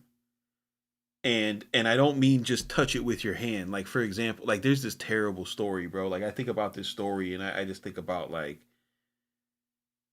just could you imagine being this person? Like a man and his wife, they were kayaking, and his wife rode her kayak over the snout of a gator. She ain't see it. And when she hit that gator snout with her boat, you know, he picked up the kayak capsized, and the alligator killed her in front of her husband. You know, imagine your wife is just getting just done dirty by a gator, and there's nothing you can do. Like that. That's crazy. You know, but when you it's a dude, it's a beautiful place, and the wildlife is beautiful. Don't get me wrong. Like I love gators. I'm comfortable around gators, but you have to know how to conduct yourself. You do not like if you see an alligator, you put your fucking phone in your pocket, right? Like alligator time is not a time to take your phone out. And no, like you need to be at attention. You need to see like, okay, what's he doing? Is he just sitting on the bank? Like is that what he's doing? He's getting warm, you know, because it's a reptile, right? So all an alligator does is get out of the water to warm up and then go into the water to cool off, you know. You see it, you see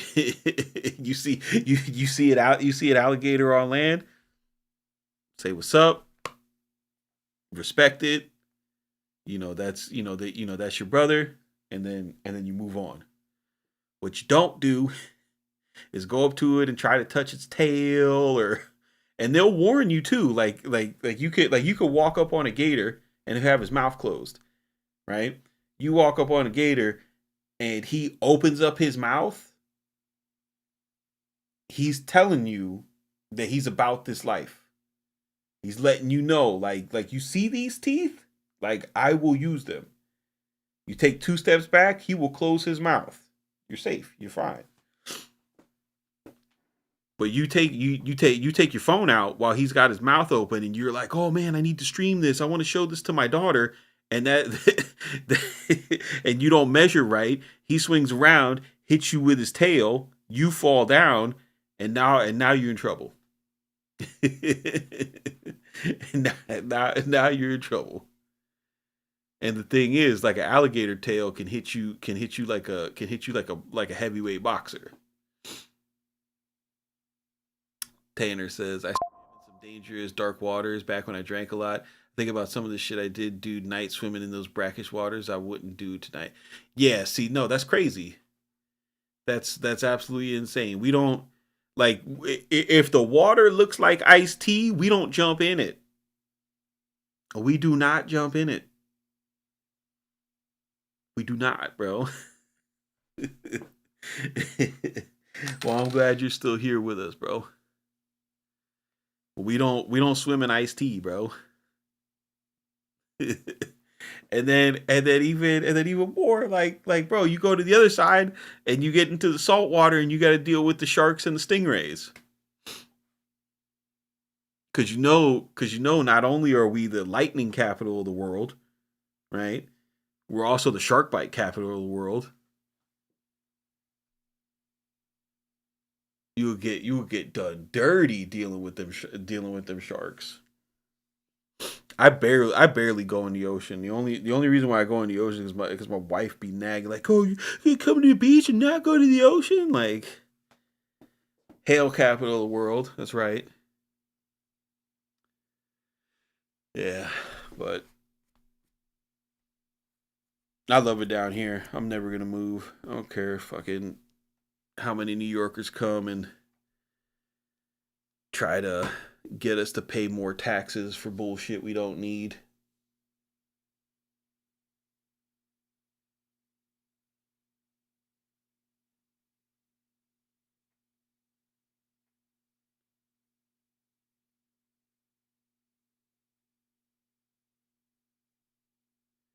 Yeah, no, I don't. I don't. I don't like any type of underwater oceaning out here. I'm not trying to snorkel with barracudas or none of that shit.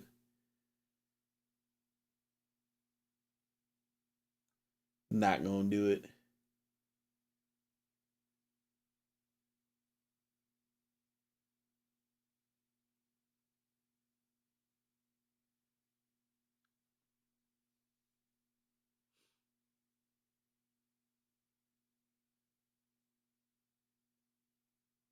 Yeah, no, the sharks will definitely bother you. They will 100% bother you.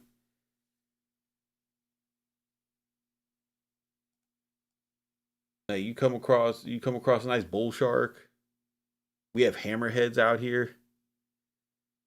Alchemist retarded alligator beasts. Yeah, like dude, the the sharks will definitely bother you, dude.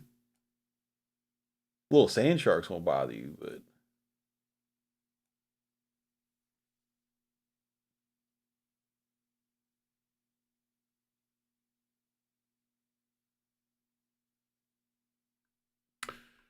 all right. Well, I need to fix myself a plate of food. It's getting late. Y'all keep it simple. Don't be basic. I'm gonna do some more streams with the MPC because it's fun. It's fun. I'm gonna talk some more shit with you guys. Yeah, barracudas are not fun, bro. Yeah, I got the XL. I'm selling all my other MPCs to pay this bitch off. Even though I got the 48 months, I'm not trying to pay an MPC off for 4 years, you know. Y'all boys keep it simple, don't be basic.